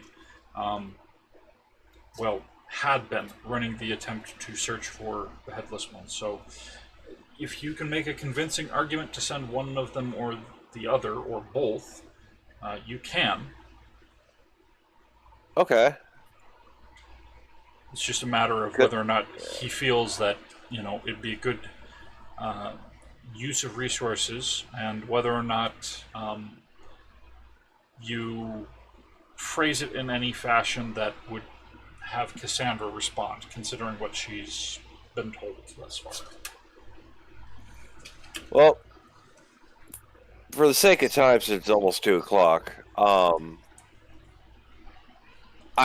my reasoning is I have one person go with one of the prisoners, aka Wasted, and because Wasted is an excellent defender, so the new people will be protected, and using 2 carts, they get here faster, meaning we can get them to work faster without having to wait a week or wait 3 days or whatever. Yeah, it'll be cramped, it'll suck, but it's better than walking. And that's all the trip I need him to do. Go down, meet halfway, come back. Okay, are you making a recommendation for anyone specific, or are you just letting Holloway make the decision on who to I'm letting ask? him make the decision just because I might, even though I know them, I don't know how they work personally. Except for, like, the guy who was my overseer. Okay. Wasted. With Oppenheimer saying this, would you make any suggestion or any request with regard to who would be going with you, or whether or not you feel it'd be better if 1 or 2 of the agents go? It is up to your character whether or not to speak up and agree with Oppenheimer or make a different suggestion, etc. I understand that you're technically, prisoner, logic, whatever, but again, I'm very lax about it, so there wouldn't be, like, pressure of you have to obey. You're good.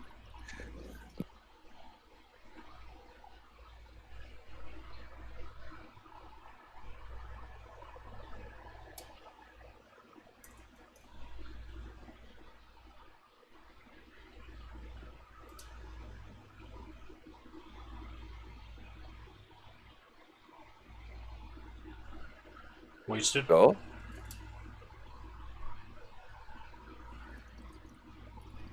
Yeah, you're up.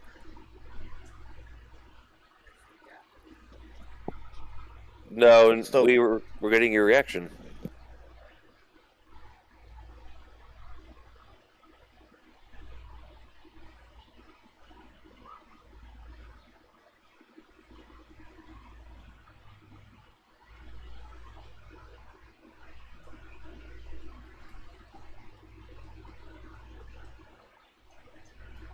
Going to get 20 prisoners, and I came up with the idea of you and one of the 3 overseer people go pick them up halfway, and I'm just basically volunteering you.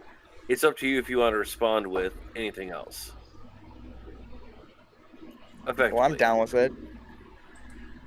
I have no complaints, no nothing. It's just like, okay, I can go do that. Okay. Do you have any request of any of the particular agents, considering what suspicions that there are?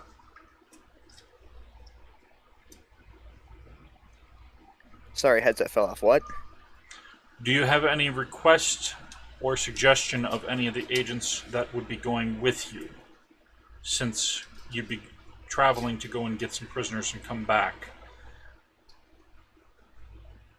Considering that there are suspicions about Agent Argent at present.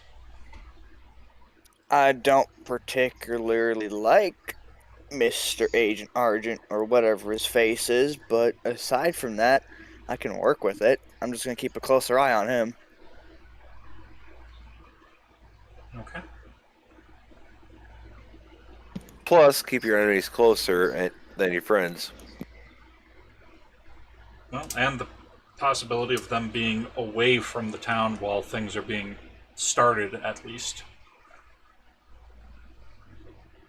gives at least 4 days, 2 days there, 2 days back, of Agent Argent not able to potentially do anything if they are even behind at what happened. But, okay. Well, then, that will be what the plan is, as you are, whether you are directly phrasing it or letting Holloway decide themselves. I had rolled, then that's who Holloway would have picked unless there was a objection. So, So I have no problem with anyone apart from Mr. Arson something or other.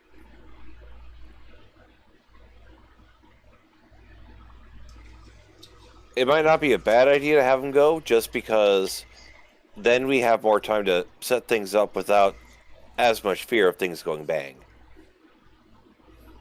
There's no proof of him yet, but still. Well, I'm basically a militarized meat shield, so meh. okay. So, that is settled, and right now, Wolfie is away from keyboard, but we're wrapping up things for the session at present regardless, so I will fill them in on things, but I believe that that can be a good place where we can leave off for today, and when next we come back, we will be advancing by 2 days. See how things go in that session, and then either continue at that rate or advance another 2 days, depending on what happens.